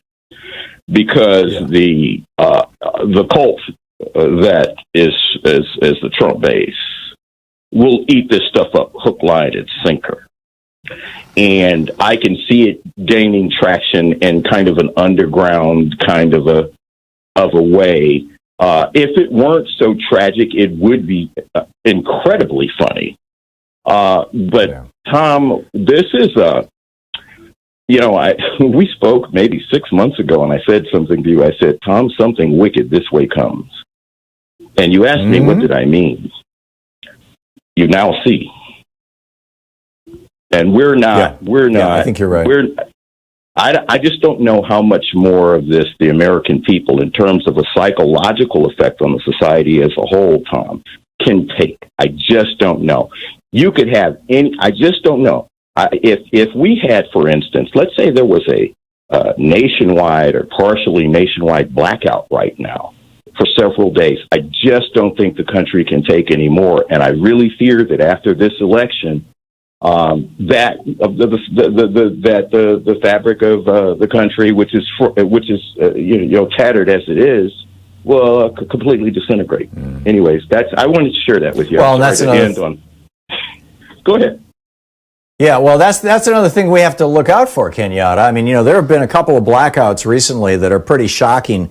Internet blackouts and city blackouts and stuff like that are like, how did that happen? And I've never seen a really good explanation for any of them.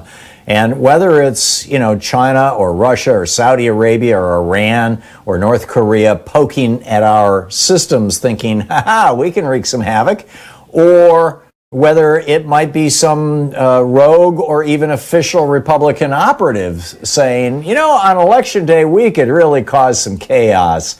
And that would throw the election into doubt, so the ballots don't get certified, so it gets thrown to the House where Donald Trump is guaranteed to win. I don't know. I think it's just all crazy stuff. And by that, I don't mean I'm dismissing any of it. It's a symptom, as Kenyatta was just talking about. And Kenyatta, thanks for the call, about the just bizarre times that we're living through. Irene in Jacksonville, North Carolina. Hey, Irene, what's on your mind? Hi, Tom. I just wanted to go over my experience with steroids and why I'm really worried about Trump being on them. I've had, over the course of maybe 6 to 10 years, been prescribed a steroid treatment. The first one I had, it was great. I felt, good. I felt upbeat, even a little more outgoing than I usually am. The second time, I was irritable. I was quick to anger. And the third time, I was confrontational. I was mean, and the last time I couldn't even finish the course because I was feeling like I was going to try to crawl out of my skin, and I was just a basket case, total basket case. That wasn't, that was sometimes with 2 years between getting steroids. Wow. But with him being on it, he's already psychotic, and with him being on steroids on top of that, it's like cocaine. They need to do they need to do a 25 on him because he's got the nuclear. I think so. Yeah, Mike Pence should be running the country. And my experience, I mentioned that I felt like Superman, the first couple of days that I was taking that course of steroids back, 5-6 years ago. What I failed to mention is that in the 4 or 5 days following that, I felt, not suicidal, like literally suicidal, but I was having just really, really dark thoughts, just feeling like why is life even worth it? And how did I get here? And, it just, why bother? I mean, just kind of despair, I guess, would be probably the closest description of the emotion. So I went from euphoria to despair, and they're probably, opposite ends of the same spectrum, and as a result of having taken steroids. So number one, I'm worried that Donald Trump, being high on these steroids, is going to say, hey, let's take Kim on, or hey, screw the Iranians, let's have a good old-fashioned war. That's half of the worry. But the other half of the worry is next week, when the steroids have worn off, is he going to say, I'm going to take him out, I'm going to start a war, damn it, he said something bad about me, I'm going to take, is he going to be, feeling that rage that you were talking about, Irene? And obviously none of us know the question, but frankly, I think that it is an issue that is not being discussed anywhere near as much in the media as it should, because what my doctor told me when I described how I felt, and I remember I did a radio show and a TV show that day, the first day I was on steroids, and I remember at the end of that coming home and saying to Louise, I just did the best show I've ever done in my life. And she was like, yeah, you seemed like you had a lot of energy, but I'm not sure it was the best ever. But at that point in time, I felt like everything I did was the best ever, right? Because that's just how good I felt. And, it's just nobody's talking about this. Irene, I got to move along, but thank you for the call. Kat in Vashon, Washington. Hey, Kat, what's up? Hey, just to back that up regarding the steroids and Trump, a malignant narcissist on steroids, I am scared out of my wits. Well, there's a reason why we have that phrase, on steroids. Yeah, I take them. I'm on cancer treatments, and every time I get my scans, I have to take heavy-duty steroids, like 3 days prior. Yeah, and Louise that's did that coming with up. Chemo. Well, no, these are for my scans. I'm allergic now. I had to take them during my chemo, too, before, but for these scans, it's a different one. It's pretty high-powered, and that's coming up for me in a few weeks. And I have to make sure I have what I call a handler in those days prior, because in the past, I have, like, pounded on the hood of a car that I thought didn't stop fast enough in the crosswalk, and I'm a mild-mannered older woman. It's unbelievable how they affect you, depending on the person and the exact type of steroid. But the narcissism combined, he's got little control as it is. He needs to be taken off power like yesterday. I do not understand how these doctors are letting him just continue. I mean, he looked crazy. They're military doctors. He's the commander-in-chief. I have a feeling he's overriding medical advice. He's got to be, because anyone letting him have access to any sort of control or power at this point, it's just insane. And put the lives of 2 Secret Service agents at risk, and their entire families, and their entire communities. As a narcissist, he does not care about that one. No, I get that. But I when I took steroids, I felt so expansive. When Louise did it during her chemo, she would clean the boat. It was like, yes, energy. To Thom Hartmann. Visit ThomHartmann.com for audio and video archives. We all show it up differently, but this is not good. We'll be back. It's 45 minutes past the hour.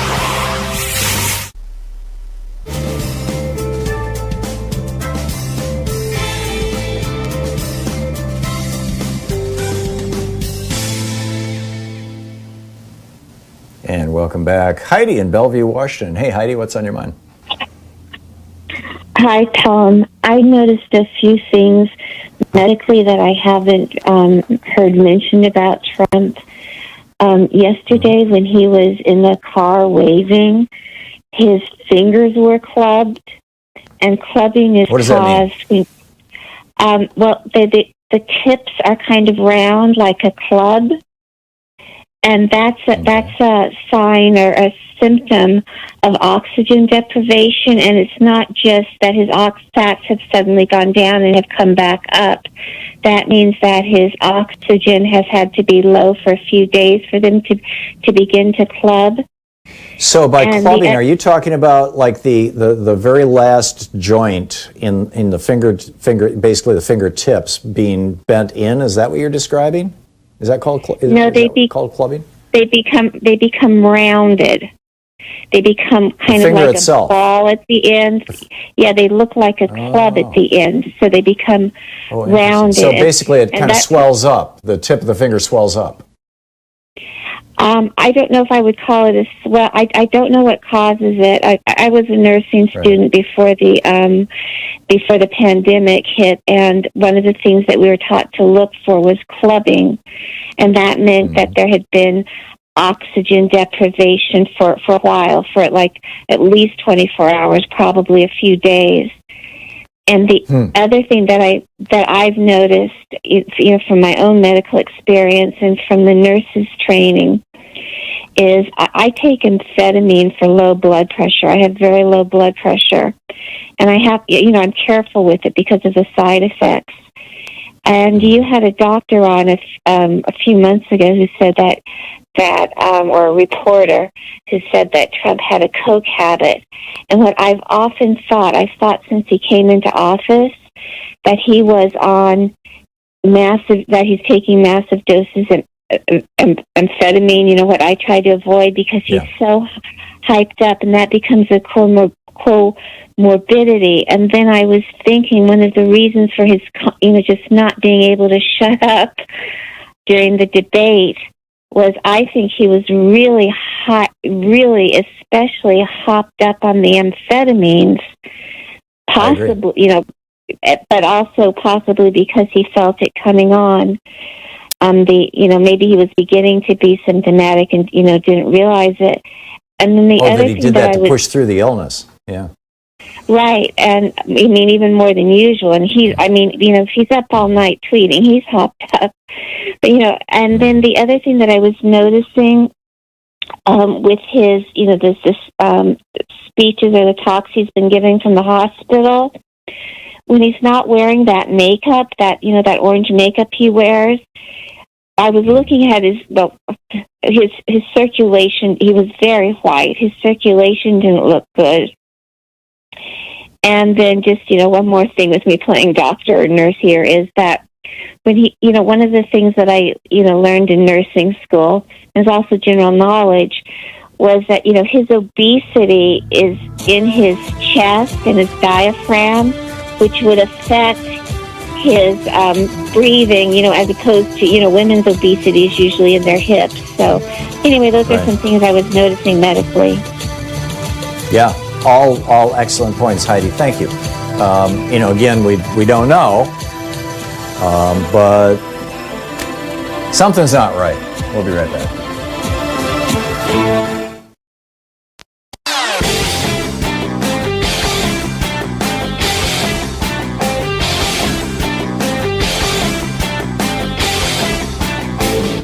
The hidden history of the Supreme Court tells the story of Nixon and Reagan's committing treason to steal the White House.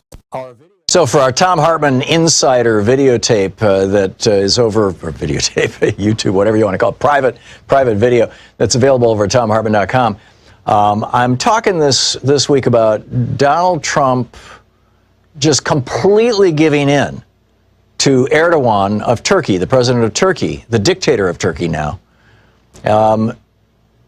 And this theory that Jared Kushner okayed the killing, at least the capture, perhaps the killing of Jamal Khashoggi, and to Mohammed bin Salman, and that Erdogan has the tape of it, and that when he called up Donald Trump a couple weeks ago and said, I want you to pull out of Syria and give me those Kurds so I can kill them and take that land, that he did it because Erdogan threatened him. And then Erdogan comes to the United States, a week or two later and gets a whole state dinner thing. Check it all out. It's over at ThomHartmann.com. I think you'll find it fascinating.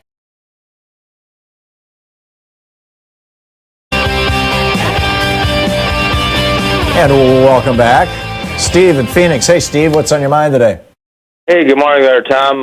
Just wanted to say that if he's getting his medical information from this Charles Atlas, and that's who it might as well be, because he's got as much credentials as the Scott Atlas. This is very dangerous. Getting on to the steroid issue, I've taken steroids many times in my life, mostly for upper respiratory infections, and I've had the injections also into my joints and stuff. But the oral steroids, the 6-5-4-3-2-1 dose, the first day or two, it just kicks in, and you. Oh, I want to testify. You feel very powerful, and it has a residual effect that helps all my joints and stuff, and you can, it can change your emotions very quickly. Stuff that can it can set you off and make you mad at stuff, to say the least. And what I'm a little bit concerned about too. Also, what the 6-5-4-3-2-1 is, you have to taper it because it takes over your kidney function, your renal function, and you don't want to stop it because you can have issues with your kidneys restarting back up. The problem with this dexamethasone, if I'm not mistaken, I believe this is an extra stronger steroid, and him in control of the nuclear buttons and everything else. It's like you said. I mean, God help us. Who knows where this could go? And also, if he gets off this, he might like the feeling of powerfulness that these steroids cause, and he might want them all the time too. So that's just my 2 cents worth there, Tom. Yeah. And I should qualify this by pointing out, and I'm sure that probably the right-wing talk show hosts are pointing this out right now, that John Kennedy had Addison's disease and was on steroids for it. And it's what caused his face to go from long and thin when he was a senator to being basically kind of a round face. That's a symptom of long-term steroid use. But I don't think that there was ever any evidence that it was affecting his judgment or making him nuts. I think they were doing this very, very carefully titrating the doses, doing it in small, regular doses to deal with the Addison's disease so that his body wouldn't basically, destroy your adrenal glands, as I recall? That's what it is. You end up with adrenal insufficiency, I believe, is the term, if you come off it too soon, Right. Yeah. So Kennedy used these, and he used them, for several years. But I really think the situation was completely different, and I'm not so worried. But I agree. Maybe I'm just like being Munchausen version of hypochondria. Maybe I'm being unnecessarily concerned. But when I see him taking the lives of 2 Secret Service agents, putting them at risk along with their entire families and extended families and communities, just so that he can go wave at the Proud Boys. I think that there's something not quite right. Now, it may well be the something not quite right that's been there his whole entire life, but this seems like a new level of crazy. Steve, thank you for the call. Robert in Glenview, Illinois. Hey, Robert, what's up? Good morning. My son-in-law is a senior product manager for the Biden campaign. He runs the JoeBiden.com website. And one of the slogans this year for the Biden campaign, for the Trump campaign, is Keep America Great. Well, the Republicans weren't smart enough to buy the domain name, so my son-in-law's team bought it, created a whole website, keepamericagreat.com, and when you go to it, there's a picture of Trump, and then the heading is Promises Made, Promises Kept, and the kept is scratched out, and they write in broken, and it tells you all the things that Trump didn't do that he promised and all the things he did that was bad. And all because they never bought the domain name. Yeah, if you go to keepamericagreat.com, it's really an anti-Trump website. Okay. I'll take your word for that, Robert. Thank you for the call. It's but don't do it until after I come back from the top of the hour here, because I'm going to check this out and make sure it's a safe site. But here's the thing. I just got this from Lori Wallach, with tradewatch.org. A bombshell report showing new data on the hundreds of thousands of U.S. jobs that were offshored under President Trump. 8 out of the 10 top firms receiving the largest value in government contracts from the Trump administration, 8 out of the top 10 have been government certified as offshoring jobs. Not according to TradeWatch, according to the government. We're offshoring the jobs. This is another example of where, typhoid Trump, this is liar Trump. I'm going to bring the jobs back home. No, he hasn't brought any jobs home. In fact, more jobs have gone overseas than than have come back. And on top of that, the U.S. Mexico Canada trade deal, whatever it's called, Mexico Canada USA trade deal, whatever, is actually providing companies with a tax incentive to move their operations overseas. And so typhoid Trump strikes again. And this is where we're going. And meanwhile, have you noticed that nobody's talking about Trump being broke and hundreds of millions of dollars in debt to foreign oligarchs? It's amazing how the media in this country cannot deal with more than one major story at a time, or at the most 2 or 3. It used to be Walter Cronkite gave you a whole roundup of what was going on all over the world. Huntley Brinkley, remember those? Well, you got to be an old fart like me, I guess, to remember. We used to have news that actually covered more than one topic. We'll be right back. You're listening to Thom Hartmann.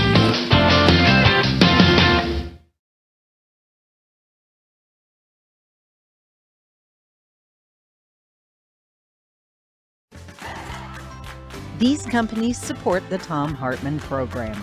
They are CarShield, America's #1 auto protection company. More information at carshield.com, code TOM. CB Distillery, CBD for sleeping. More info at cbdistillery.com, code TOM. The Clean Phone Pro, phone sanitizer and charger. More info at thenewdealshop.com. Bowl and Branch Sheets, crafted for the common good.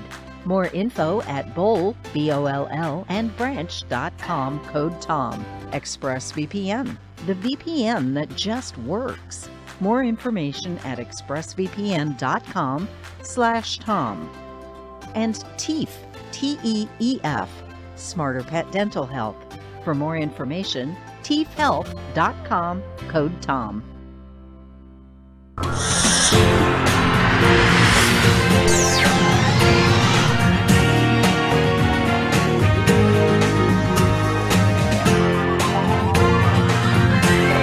We say fight back!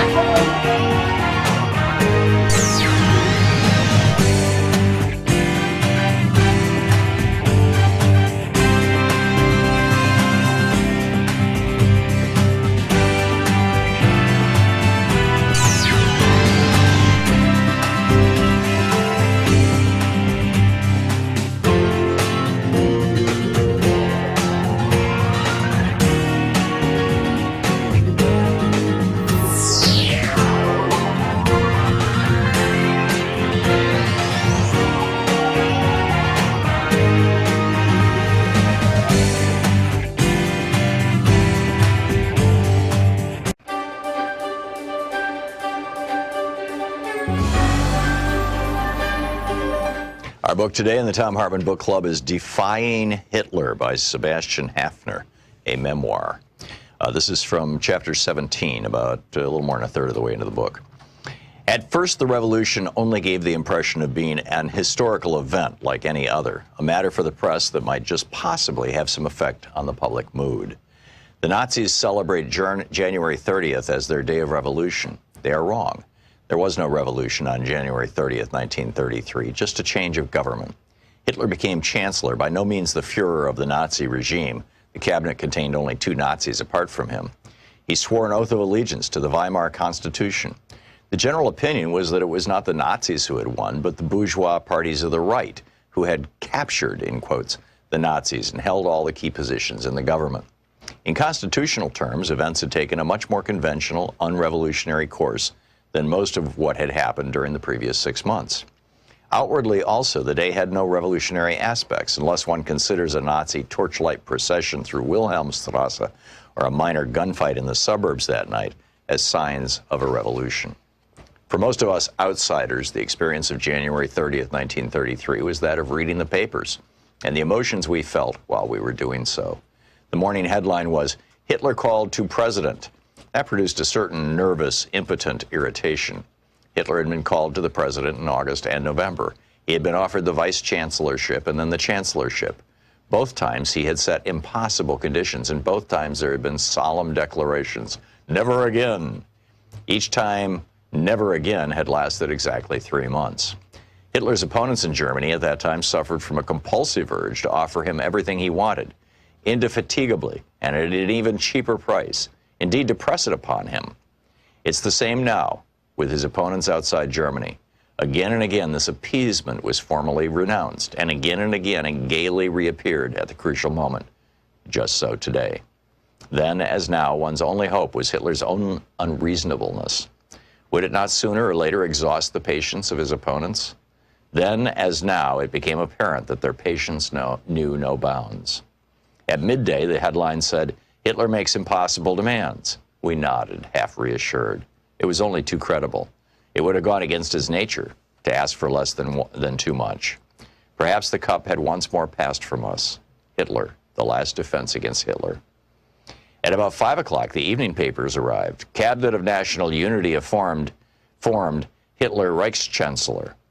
I don't know what the general reaction was. For about a minute, mine was completely correct. Icy horror. Certainly this had been a possibility for a long time. You had to reckon with it. Nevertheless, it was so bizarre, so incredible to read it now in black and white. Hitler, Reichschancellor. For a moment, I physically sensed the man's odor of blood and filth, the nauseating approach of a man-eating animal, its foul, sharp claws in my face. Then I shook the sensation off, tried to smile, started to consider, and found many reasons for reassurance. That evening, I discussed the prospects of the new government with my father. We agreed it had a good chance of doing a lot of damage, but not much chance of surviving very long. A deeply reactionary government with Hitler as its mouthpiece. Apart from this, it did not really differ much from the two governments that had succeeded Bruning's. Even with the Nazis, it would not have a majority in the Reichstag. Of course, that could always be dissolved, but the government had a clear majority of the population against it, in particular the working class, which would probably go communist now that the Social Democrats had completely discredited themselves. One could prohibit the communists, but that would only make them more dangerous. In the meantime, the government would be likely to implement reactionary social and cultural measures with some anti-Semitic additions to please Hitler. That would not attract any of its opponents to its side. Foreign policy would probably be a matter of banging the table. There might be an attempt to rearm. That would automatically add the outside world to the 60% of the home population who were against the Hitler government. Besides, who were the people who had suddenly started voting Nazi in the last 3 years? Misguided ignoramuses for the most part, victims of propaganda, a fluctuating mass that would fall apart at the first disappointment. No, all things considered, this government was not a cause for alarm. The only question was what would come after it. It was possible that they would drive the country to civil war. The communists were capable of going on the attack before a prohibition against them came into force. The next day, this turned out to be the general opinion of the intelligent press. It is curious how plausible an argument it is, even today, when we know what came next. How could things turn out so completely different? Perhaps it was just because we were all so certain that they could not do so, and relied on that with far too much confidence. So we neglected to consider that it might, if worse came to worse, be necessary to prevent the disaster from happening. Through the whole of February 1933, everything that happened remained a matter for the press. In other words, it took place in an arena that would lose all reality for 99% of the population the moment there were no newspapers. Admittedly, enough occurred in that arena. The Reichstag was dissolved, then in a flagrant breach of the Constitution, Hindenburg also dissolved the Prussian regional parliament. There were fast and furious changes of personnel in the civil service. The book Defying Hitler.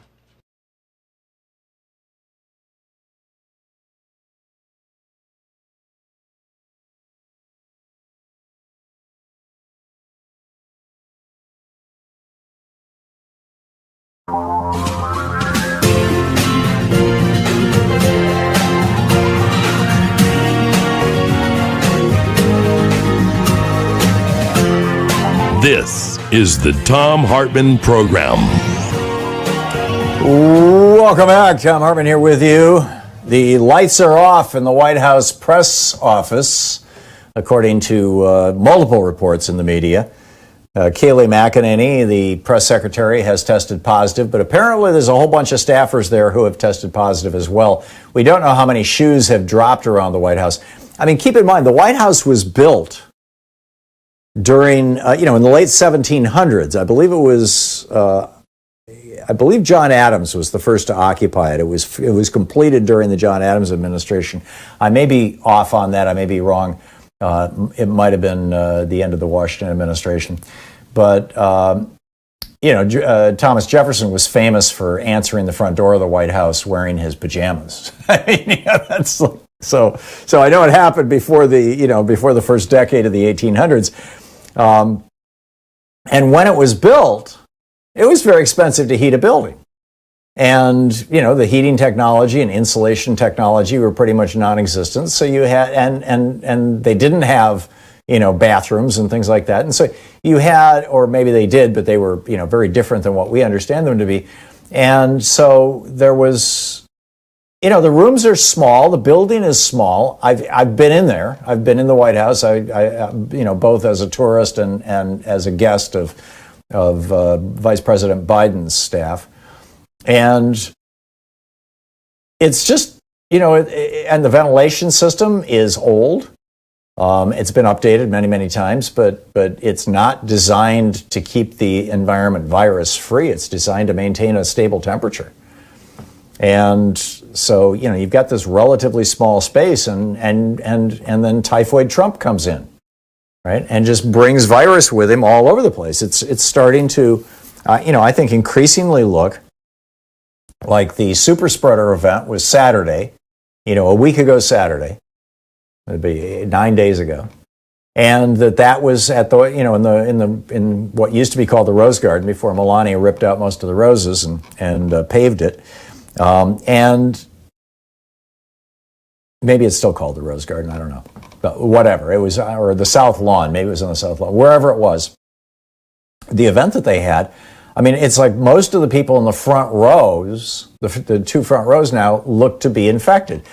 Now, some people are saying, oh, that's because Donald Trump was standing in front of them from the podium and blowing viruses at them. It's true, a true typhoid Mary kind of typhoid Trump kind of thing.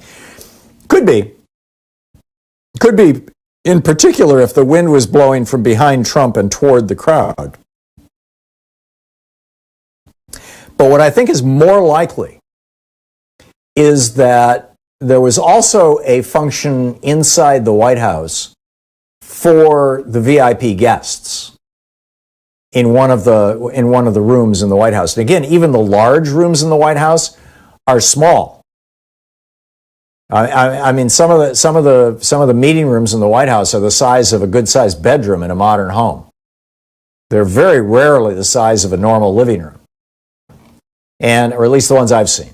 And I think I've seen probably most of them downstairs. And as a result of that, you get 10, 20, 30 people in there, you're going to have a super spreading event right there. So my guess is that the super spreading event wasn't on the lawn. It was inside. And the reason that the people in the front row got it is because they were the VIPs who had been invited inside, and they probably had reserved seating when they came out as VIPs. Although this is pure speculation on my part. But if that's the case, in all probability, that was when Trump got it as well. Was Saturday, a week ago Saturday, which means that probably on Monday and Tuesday, when he was doing debate prep with Chris Christie, and on Monday and on Tuesday, when he went to the debates, he was contagious. And if they're testing every day, he probably knew it. They're doing these rapid tests, these Abbott rapid tests at the White House. They have about a 4 or 5% false positive rate. So if you test 100 people, 4 or 5 of them are going to show positive, even though they're not. And because of that, they might not have taken it so seriously and thought, well, let's just, do it again tomorrow and see what happens. Not showing any symptoms, it's all good. I mean, if they're that cavalier about it, who knows? I mean, if they're really running off Scott Atlas's suggestion, the Fox News quack radiologist that is running the COVID operation in the White House, if they're really running off his advice that what we really need to get to is, what he refers to as population immunity, herd immunity, then that would make sense. Plus the PCR tests, which is where they take basically the way it works is you take a little bit of the virus or the DNA from the virus, and you have to amplify it. It has to be basically cloned over and over and over again to get a large enough chunk of that virus that it can be tested. And then you're actually testing for a piece of the RNA that makes up the virus. That PCR test, because you have to basically process the material in order to increase the quantity of it, takes time. It can take 5-6 hours. It can take overnight.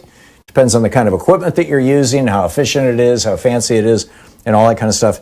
So it might be that it wasn't until Tuesday or Wednesday that he learned about it. But Chris Wallace, the Fox News host, was clearly pissed off about this, for lack of a better phrase.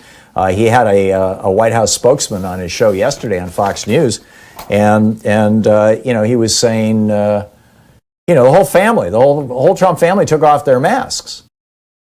I mean, is this the policy? Is this the advice? I mean, actually the question he asked was, do they not think that the rules apply to them? Because the rules inside that debate hall were very clear. They were set by the Cleveland Clinic, and it was everybody shall wear a mask at all times, period, full stop, no exceptions, except for the two speakers, the president and the vice president, and Chris Wallace. Those are the only three people who were not ordered to wear masks. But the whole Trump family just sat there with no masks on, just grinning and like, hey, rules don't apply to us. Only little people pay taxes. We're rich and we're it's. I mean, this is what they were doing. And Chris Wallace took this guy to task for it over the weekend. And then the guy said, now I'm debating you just like Trump had to debate you. Right. So, then he goes to his Klan rally in Minnesota on Wednesday. And he had a couple of events in Minnesota with big high-dollar donors. And then he had this major event Thursday night in Bedminster. And I'm guessing he knew he had tested positive before any of these things happened. And he just thought, he could beat the odds like he's done it 100 times. He's raped all these women, gotten away with it, grabbed them by the genitals and gotten away with it. Paid off a few of them, got away with it, still became president. He's bankrupted 6 businesses. He embezzled hundreds of millions of dollars from his father's estate, or just nakedly stole it from his brothers and sister. He's got away with literally everything. He hired people to take his tests for him when he was in school. So he probably figured, hey, I can get away with this too. And then, had it not been for Jennifer Jacobs, that Bloomberg reporter who spilled the beans, we may still not know what was going on. I mean, they've been trying to hide all this stuff. And I'm wondering how many other Republicans are infected. Tom Cotton over the weekend said, if we're going to have a vote on Amy Coney Barrett, if people are sick, we will wheel them in to the Senate to vote. Oh, really? These are the new rules? I mean, it's just, typhoid Trump here is, shall we say, creating a problem. Meanwhile, his son Eric is being deposed, probably as we speak, by the officers working for Letitia James, the Attorney General for the state of New York, about bank fraud and tax fraud, inflating the value of your assets to get loans, reducing the value of your assets to not pay more in taxes. And I'm guessing they're guilty as sin. This is the Thom Hartmann Program. So while all this show is going on, the Trump crime family's prison cells are being prepared for them.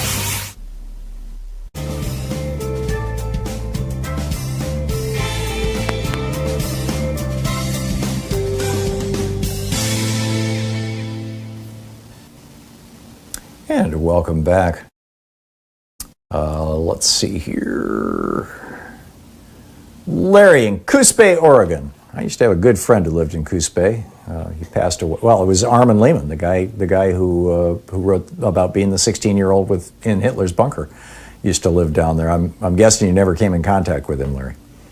No, I just moved here 3 years ago from Michigan, basically to retire. But I told your screener that I called up once before, I think a couple of months ago. But I lived in Jackson Heights, Queens, which was right next to where Trump's family lived in Queens as well. And knowing him, and from the standpoint of when he lived in New York and his abject rejection of being weak or having to fail, here's my scenario. I just thought about it this morning, and I couldn't believe how it could come true.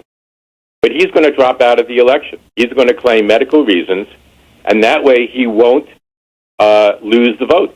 He won't lose the presidency. He'll claim that I had to drop out for whatever reason, and I did not lose the election, because he knows, I think by now, that he's going to be in trouble. And then he's going to come back either in 2022, try to get elected as a senator in some red state, or maybe even try again in 2024 as he gets his radio and TV shows lined up so we can be a propaganda wing.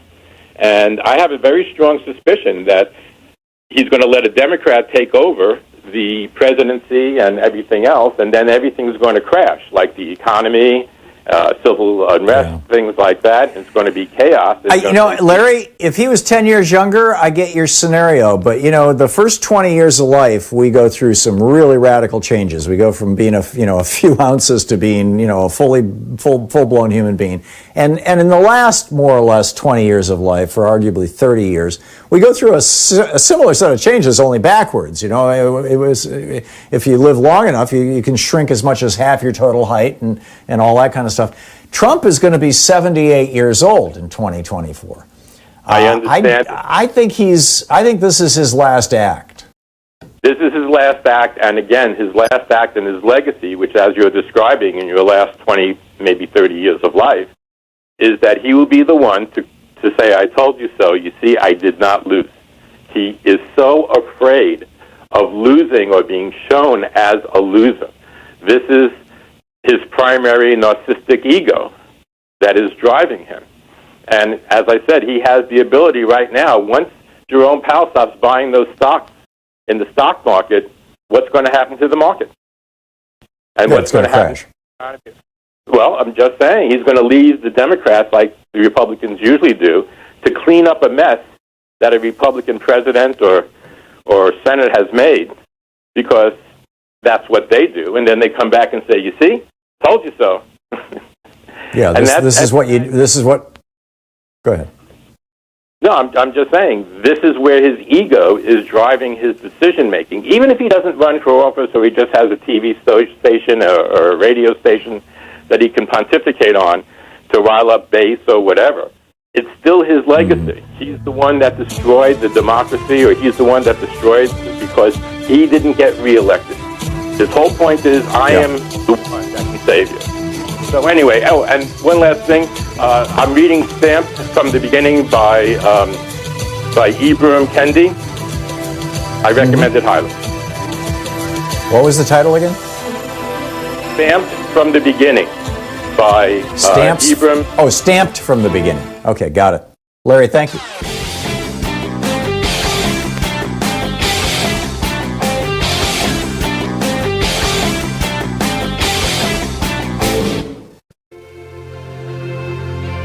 On the Science Revolution this week, Donald Trump has tested positive for COVID-19.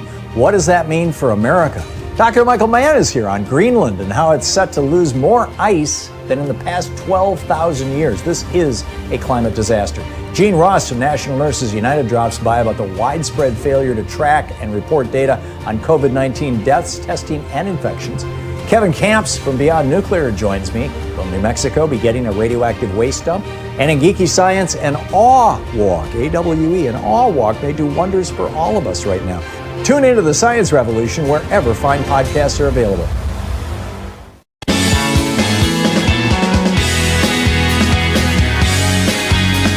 Welcome back. Thom Hartmann here with you. Daniel in Manchester, New Hampshire. Hey, Daniel, what's on your mind today?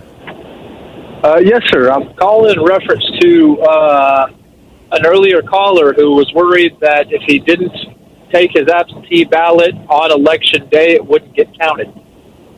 Right.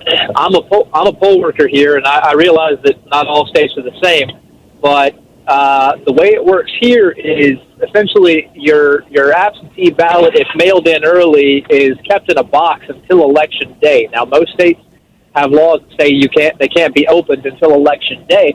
And to expound on that a little bit further, in Manchester, nobody touches that box until somebody from the clerk's office brings it to a polling location. And then that vote will be counted. So as long as you get your absentee ballot in, I'd say a week before the election, it will be counted election day. The only issue, we're 4 weeks out right now, more or less.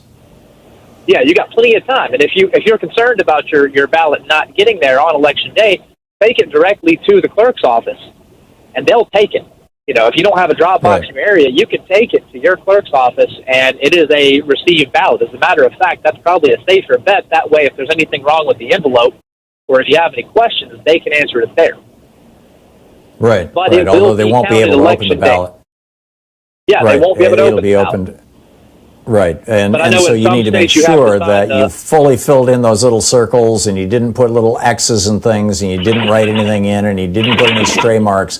That you do it like it's your ACT and your admission to college depends on it. That's a fantastic point. I only told 2 people that when I was working in the last primary election, to where they just like drew a little line through the bubble.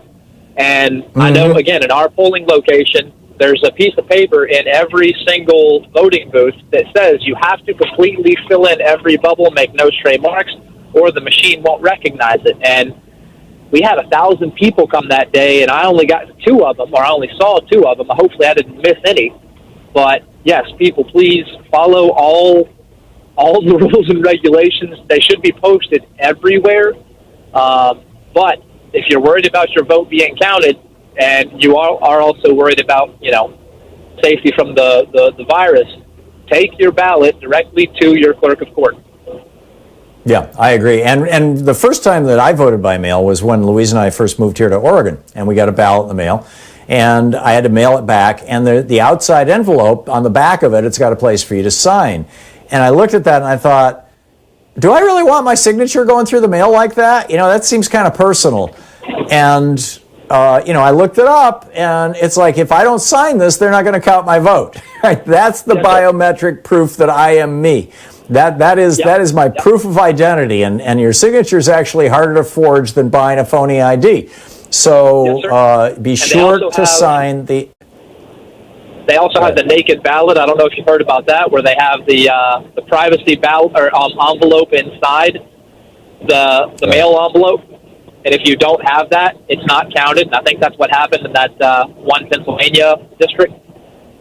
So yeah, that varies from state to state. Here in Oregon, the privacy sleeve, it's kind of a little folder like you get from the bank when you get some cash. That little sleeve is optional. It's in fact, it says on it, optional privacy sleeve. But in some states, it's absolutely mandatory. And if you don't do it exactly right, your ballot will not get counted.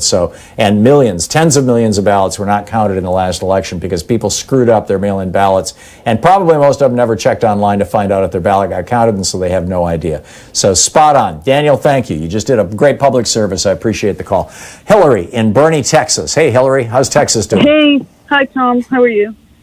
Oh, good. There's so much going on. It's like the topics change every 10 minutes. Okay, here's what's going on in Boerne, Texas. Friday, the Texas Attorney General, who's the guy who's leading the crusade in limiting voters' ability to vote every time we get an expansion, he files something to limit it. Friday, seven of his top aides turned him in for fraud and bribery, want a federal investigation, and they quit. Wow. Yeah. So I don't know if it's related to voting, but it will affect voting. And because the guys who turned him in are really right-wing guys. So I'm not sure, they're people who would like restricted voting. But the governor and the lieutenant governor are all going, we don't know what it's about. We will reserve comment. But the one guy who has made a comment is Chip Roy, who is the rep now for the 21st district, which is between San Antonio and Austin, my district. He's running again, and he is the Tea Party aficionado. I mean, he worked for Cornyn, and he worked for Ted Cruz, and basically he has come out and said, the Attorney General should resign. But he was the second in command to Ken Paxton, and they had their own little scandal that Chip Roy worked for him and quit to go work for Ted Cruz's campaign back in 2015. But Chip Roy stayed on the payroll. They fudged something, so Chip Roy kept his state health insurance because he had lymphoma. Oh my! So Chip Roy's there going, he should be fired, trying to clear himself in a way, distance himself from it. The bizarre. Well, I was going to say bizarre Texas politics, but it's bizarre all over the country. Hillary, thanks for the heads up on that. That's great. I appreciate your reporting. We'll be back. It's 27 minutes past. Coming up on 28 minutes past the hour. You're listening to the Thom Hartmann Program. Call 202-808-9925. Stick around. We'll be right back with more of your calls right after this break here at the bottom of the hour.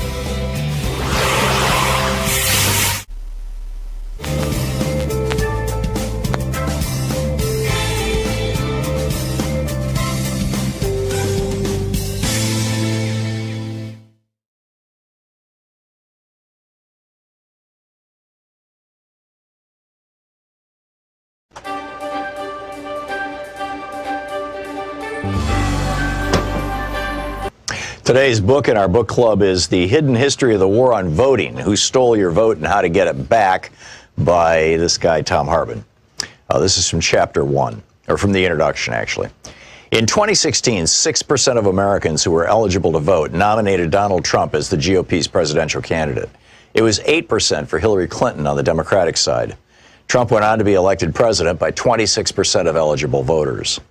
The modern American oligarchs have largely stayed in power using three simple elements: explicit and overt racism, massive disinformation campaigns, and voter suppression. No ideas, no push for better schools, hospitals, airports, roads, or bridges, or reform of our health, energy, or financial systems. No promise of more and better jobs. None of these staples of past presidential campaigns can be found in pretty much any Republican advertising today. Instead, the public Republican message is all about race, or the subset of race, religion. Muslim stands in for brown Arab in GOP speak, and immigration, aka brown people from south of our border, and socialism. Meanwhile, Republican secretaries of state across the nation are vigorously purging voters from the rolls. Over 17 million, more than 10% of America's active voters, in just the 2016-2018 period, according to NBC News. After the After the 5 Republican appointees on the U.S. Supreme Court gutted the Voting Rights Act in 2013, 14 GOP-controlled states moved within a year, some within days, to restrict access to the vote, particularly for communities of color, students, and retired people. In North Carolina, for example, 158 polling places were permanently closed in the 40 counties with the most African-American voters just before the 2016 election, leading to a 16% decline in African-American early voting in that state. An MIT study found that nationwide, Hispanic voters wait 150% longer in line than white voters, and black voters can expect to wait 200% longer in line to vote. In Indiana, then Governor Mike Pence's new rigorous voter ID law caused an 11.5% drop in African-American voting. Students are suing for their right to vote, and retired people who no longer drive but care passionately about their Social Security and Medicare are being turned away at the polls by the hundreds of thousands because their driver's licenses have expired.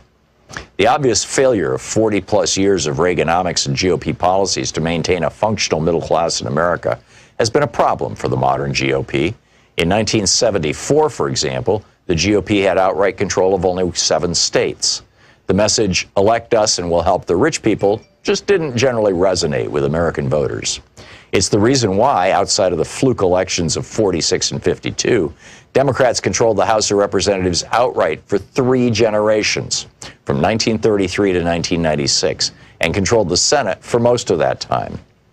Desperate to win the presidency for the GOP in 1968, Richard Nixon went so far as to commit treason by torpedoing a peace deal with President Lyndon Johnson that President Lyndon Johnson had worked out with the North and South Vietnamese.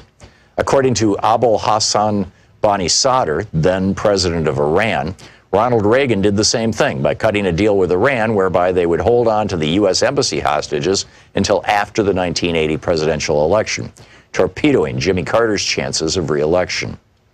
But in 2000, the GOP changed tactics. After Reagan was almost busted for his part in Iran-Contra, he testified that he had forgotten about details of the program more than 80 times. His growing Alzheimer's spared him an indictment. They realized that getting busted for treason wasn't worth the risk.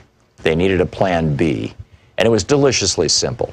If most voters don't like what you're selling, then just don't let them vote. Paul Weyrich promoted this idea back in 1980 when he was campaigning for Reagan after co-founding the Heritage Foundation. And indeed, many Republican luminaries, such as William Rehnquist, who went from serving the GOP by standing in polling places and intimidating Hispanic and Native American voters in the 1960s to becoming Chief Justice of the Supreme Court, rose up through the ranks by participating in Republican-run voter intimidation schemes. Voter suppression became the foundational go-to tactic for the GOP in 2000. Although the GOP attacked Democratic presidential nominee Al Gore with smear and innuendo, ridiculing him for helping write the legislation that created the modern internet, for example, the main thing that got George W. Bush into the White House was voter suppression. His brother, Florida Governor Jeb Bush, and Bush's Secretary of State, Katherine Harris, threw somewhere between 20,000 and 90,000 African-American voters off the rolls. They were able to get the vote close enough. The 5 Republican appointees to the Supreme Court functionally awarded Bush the presidency. The BBC covered this in 2001 in 2 major investigative reports that were seen all over the world, except on any American media. By 2016, the Republican Party had fine-tuned its voter suppression and intimidation systems to the point that they ran like well-oiled machines in nearly 30 states. Between the 2012 and 2016 presidential elections, for example, Ohio had purged more than 2 million voters from its rolls, the vast majority, more than 2-to-1, in heavily African-American and Hispanic counties. The 5 Republican appointees on the Supreme Court ruled in 2017 that they could keep it up. And other states have since adopted their new tactic of caging voters. The book, The Hidden History of the War on Voting, by me.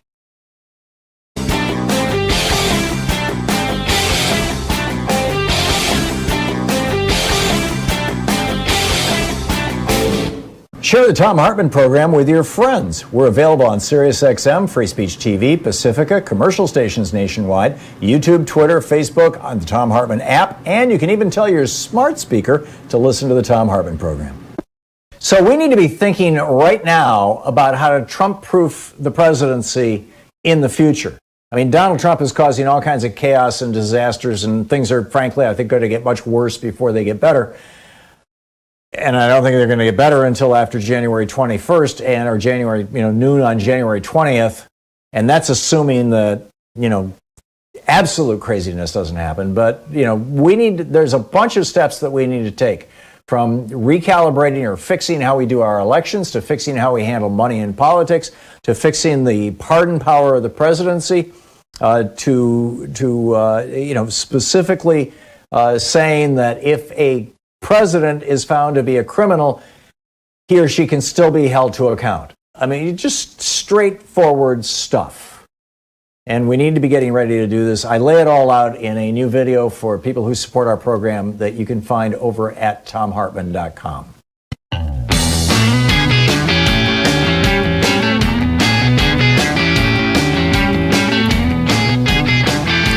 Welcome back. Thom Hartmann here with you. And Dan in Altoona, Pennsylvania. Hey, Dan, what's on your mind?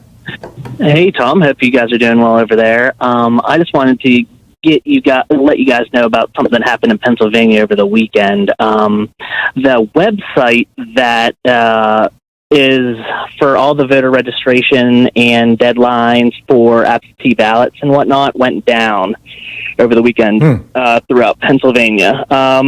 They said that it wasn't malicious. It's back up. They got it up the next morning, and I guess it was like a data processing error at a outside contractor, but it just reeks, man.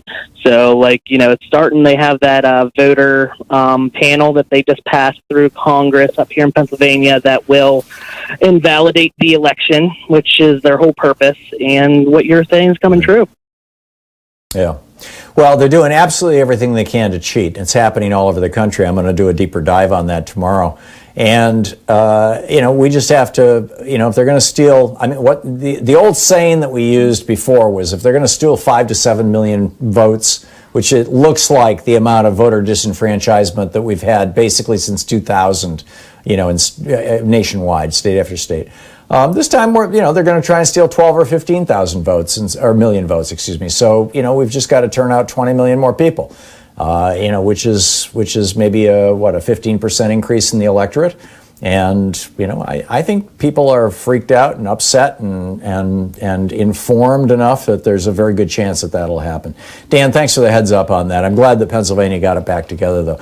Zach, speaking of Pennsylvania, Zach in Wayne, Pennsylvania. Hey, Zach, what's on your mind today?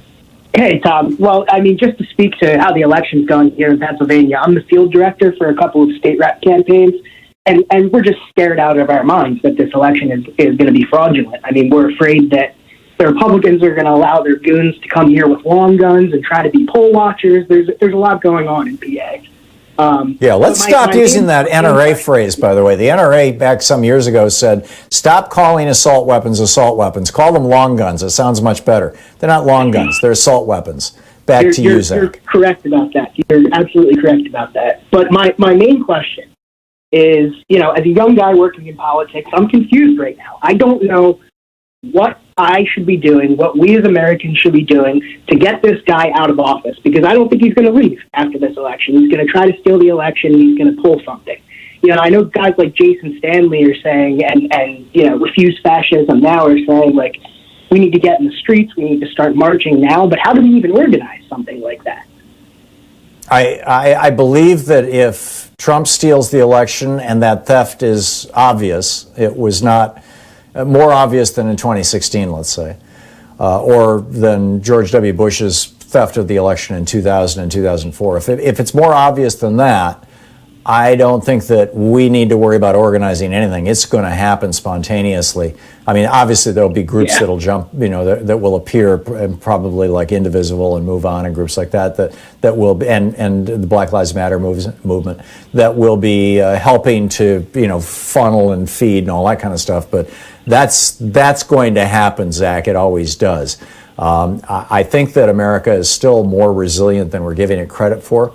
And even if, consider like a worst case scenario, okay? Trump gets reelected. There aren't, it looks like it's legitimate. Whether it's because, Kim hacked our voting machines or God only knows what. But let's just say Trump gets reelected and Amy Coney Bryant goes on the Supreme Court. And by the end of January, a couple of things have happened. Abortion is now no longer legal across the United States, so individual states can outlaw abortion, number one.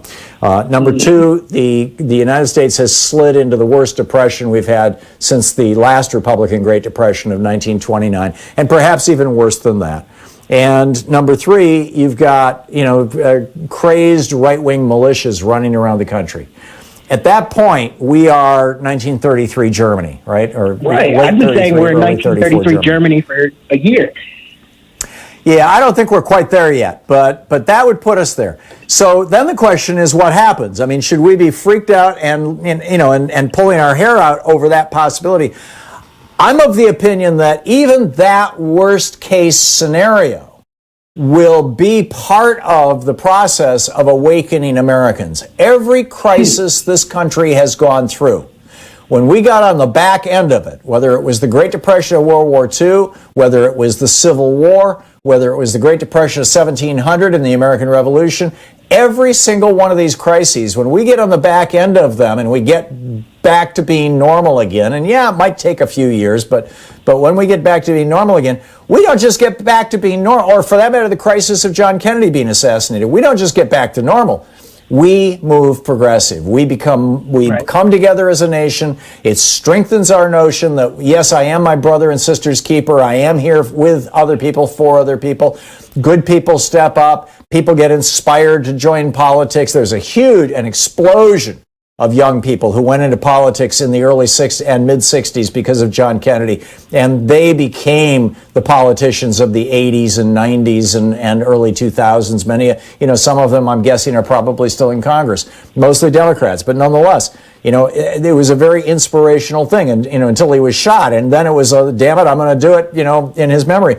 So I'm not convinced. I'm not even close to being convinced that this is the end, like some Jim Morrison song, that it's all gone to hell and it's all going to hell.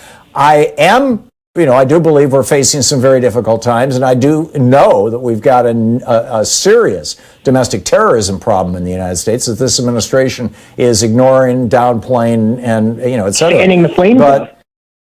Yeah, absolutely. But all that said, I think that the 240 years of at least talking about democracy, the idealism, holding the ideals of democracy, and every decade during that 240 years moving closer and closer and closer toward an egalitarian country. Until the last 40 years when we've been backsliding considerably and rapidly. Frankly, I think because the Republican Party got taken over by a small handful of cranky right-wing libertarian billionaires, and I think their time is coming to an end. I really do. Maybe I'm wrong, but I really do. Zach, I got to move along, but thank you for the call. Dave in Federal Way, Washington. Hey, Dave, what's up? Hey, Tom, not too much. I just kind of wanted to add to what you and Kenyatta were talking about earlier. Look, I would say this country is on a very delicate precipice, right? And that precipice, if it breaks, it is oblivion for democracy as we know it, all right? And I'm not just being hyperbolic here. And first off, I don't want to sound critical of the Democratic Party, and I definitely don't want to sound critical of the media, because I think those two things right there are really holding the precipice together.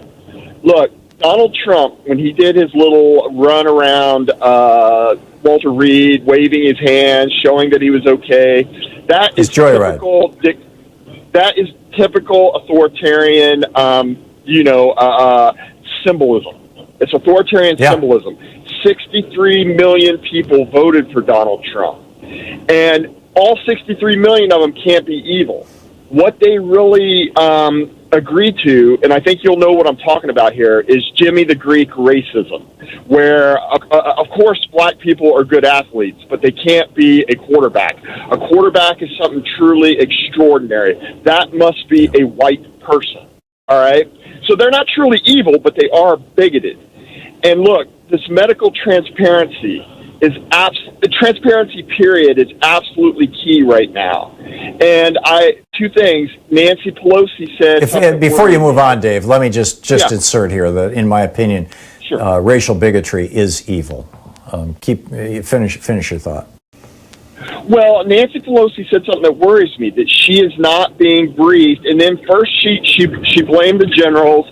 Then she blamed career politicians in D.C. She's second in line to the presidency, and the media picked this up. Now, so I'm not being critical of the media. Then Simone Sanders, she said that she couldn't answer how often Joe Biden's being tested for coronavirus because it is a quote-unquote security matter. Now, look, we're not even getting into the deep stuff of this virus. And with a cascade of cataclysm that could be started by North Korea, we need to be informed so we can save ourselves. All right? I'm telling you. I'm with you. I'm with you, Dave. And we need more transparency all the way around. On the other hand, that story, and I think it was the New York Times about Biden, I think that was just whataboutism on parade. You're listening to Thom Hartmann. Visit ThomHartmann.com for audio and video archives. This is the absolute worst instinct of the news media in America is, the Republicans are sleazy. Well, the Democrats must be sleazy somewhere too. Let's talk about that.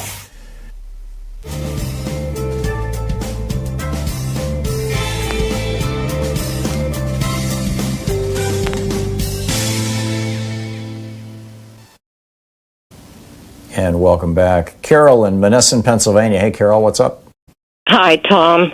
You have a run on Pennsylvania today. You keep making the same, you keep making the same mistake I do, and you're the only other one I heard do it. I keep calling her Amy Comey Bryant, and I think it's because we're used to saying Kobe Bryant. Oh, yeah, Kobe Bryant. You're right. I was thinking it was Anita Bryant that was stuck in my head. I was singing to Kobe Bryant. That's Kobe, not why I called, though.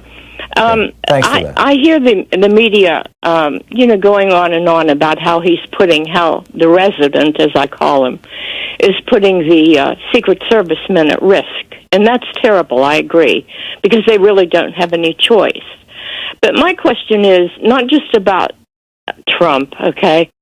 But Amy Comey Barrett, these people, have they ever considered that not wearing masks around their children is not the best idea? I mean, I have 3 grown children, and I've been housebound with my husband since March.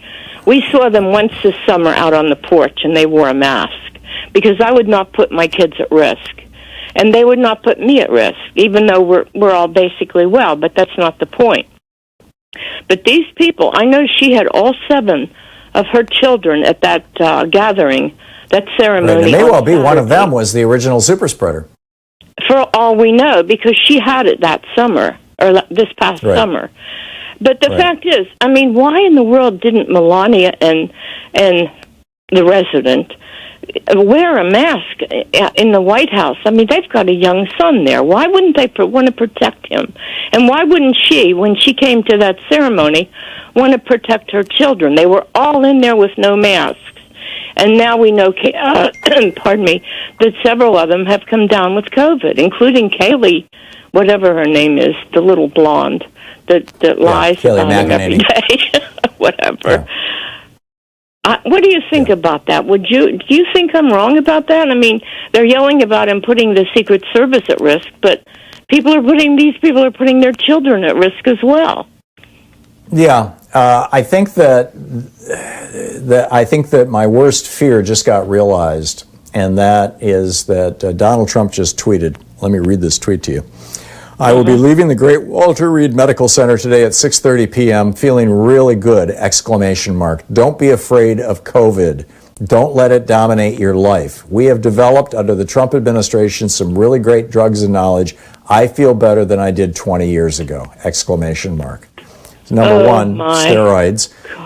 Number two, he is going full Jair Bolsonaro, as I predicted. God. Well, you know what, Tom? That's hardly. I mean, he's a madman. He'll do anything to remain in power. But look on the bright side. Joe Biden is 14% ahead in the polls nationally after the debate. I really don't think that Trump has a chance to win. I really don't. It's when you consider that the voter suppression that they shave, where they shave off Democratic votes, it varies from state to state, but it's probably on average across the United States around 3 or 4%. I don't know. We need a huge victory. Thanks a lot for the call, Carol. It's great to hear from you. We'll be back. It's coming up on 10 minutes before the hour. Stick around.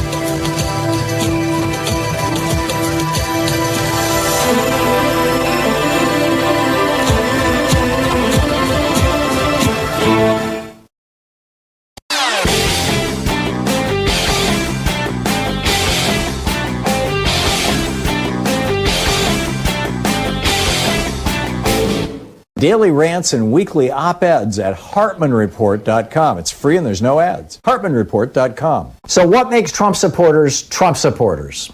Good question. So for our Thom Hartmann Insider videotape that is over, or videotape, YouTube, whatever you want to call it, private video that's available over at ThomHartmann.com, I'm talking this week about Donald Trump just completely giving in to Erdogan of Turkey, the president of Turkey, the dictator of Turkey now, and this theory that Jared Kushner okayed the killing, at least the capture, perhaps the killing of Jamal Khashoggi, and to Mohammed bin Salman, and that Erdogan has the tape of it. And that when he called up Donald Trump a couple weeks ago and said, I want you to pull out of Syria and give me those Kurds so I can kill them and take that land, that he did it because Erdogan threatened him. And then Erdogan comes to the United States, a week or two later and gets a whole state dinner thing. Check it all out. It's over at ThomHartmann.com. I think you'll find it fascinating.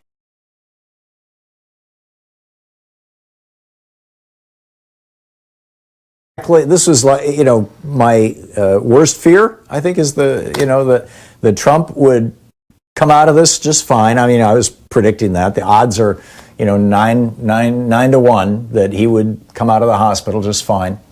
But the question, and I laid this out on Friday, and I restated it again in the first hour of the program, is he going to come out of this experience chastened, like Boris Johnson was? Whoa, that's a serious disease.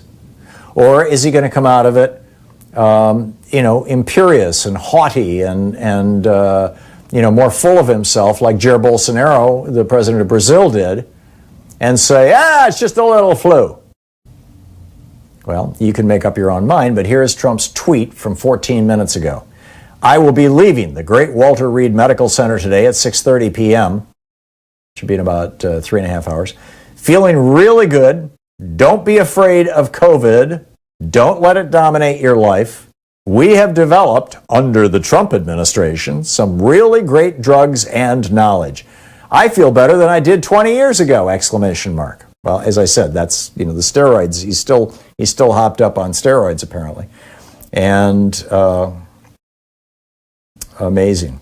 And then he's saying his next one, his one that preceded that 24 minutes ago, is where Trump is saying, I put those Secret Service agents' lives at risk because the media made me do it.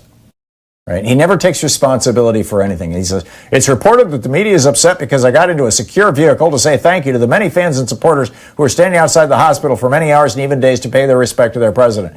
If I didn't do it, the media would say I was rude. Right. It's like every day there's a new low. It's amazing. Paul in Woodinville. Hey, Paul, what's up? Yeah, Tom, I think you're right. He is really, he's really tripping on steroids. He's on a big steroid high. And I think that, I don't necessarily know the fact that he's leaving means that he's fine. I think the person that's running the Donald Trump coronavirus treatment team is Donald Trump. If indeed he really does have coronavirus. But what we've been told that he's been receiving makes absolutely no sense medically. Number one, you wouldn't give 3 aggressive therapies at the same time because you wouldn't have any idea which of them is causing both the good and the maybe not so good results, let alone how they may interact. And 2 of these therapies are contraindicated. The antibody cocktail is supposed to stimulate the immune system, but the steroid, the dexamethasone, is supposed to suppress it. So this just makes absolutely no sense whatsoever. My guess is that Donald Trump is desperate. He's desperate to show that he's not sick, and he's ordering them to give him whatever options there are all at the same time, because no physician, let alone team of physicians or a platoon of Army physicians would do this. And yeah, he's going to check himself out. I just said that to somebody a couple hours ago. I said he'll be out of here by 5 o'clock this afternoon. And he'll come home and he's really charged up on steroids. But and I've had that happen. I had steroids when I had an allergic reaction to a medication. I went into the hospital and the emergency room doctor looked at me and he told the staff, "Don't take your eyes off him. He's in big trouble." My lip was swollen up. And he said, "You could swell up." He said, "A guy came in here last week. His tongue swelled up so big he couldn't close his mouth and he died from what you have. It's your medication." And they gave me steroids in my IV, and then they gave me pills to take home. And the next week, I ran 5 half marathons every day, Monday through Friday. Happened on a Saturday night. And every day next week, I was on steroids. I thought this was great. But then when they wear off, you crash. And I think that's what's going to happen to him. I agree.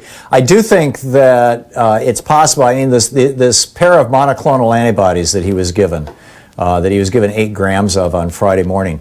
The preliminary, now this has not been peer reviewed and the test has only been done on a few hundred people, but the case fatality rate, what they did, they lowered the fatality rate from 5 point something percent down to less than just slightly over 1% among people who took this early on in the course of the illness.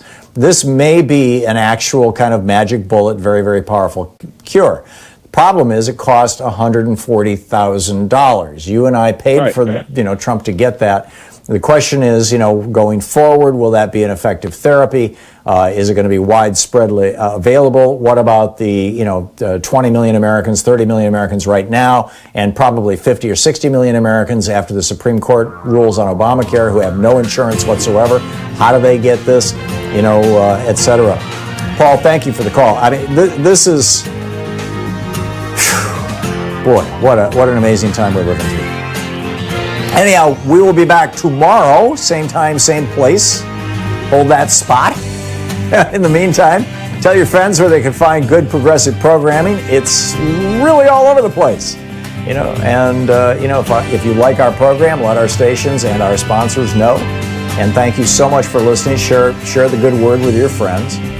And be sure that you are registered to vote. It's the last day in that whole long list of states. So go to iwillvote.com and make sure that your registration is good. Tag You're It. You've been listening to Thom Hartmann. For audio and video archives, visit thomhartmann.com.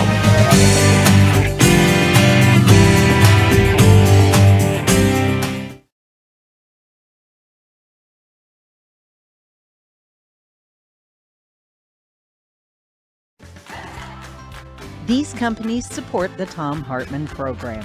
They are CarShield, America's #1 auto protection company. More information at carshield.com, code TOM. CB Distillery, CBD for sleeping. More info at cbdistillery.com, code TOM. The Clean Phone Pro, phone sanitizer and charger. More info at thenewdealshop.com.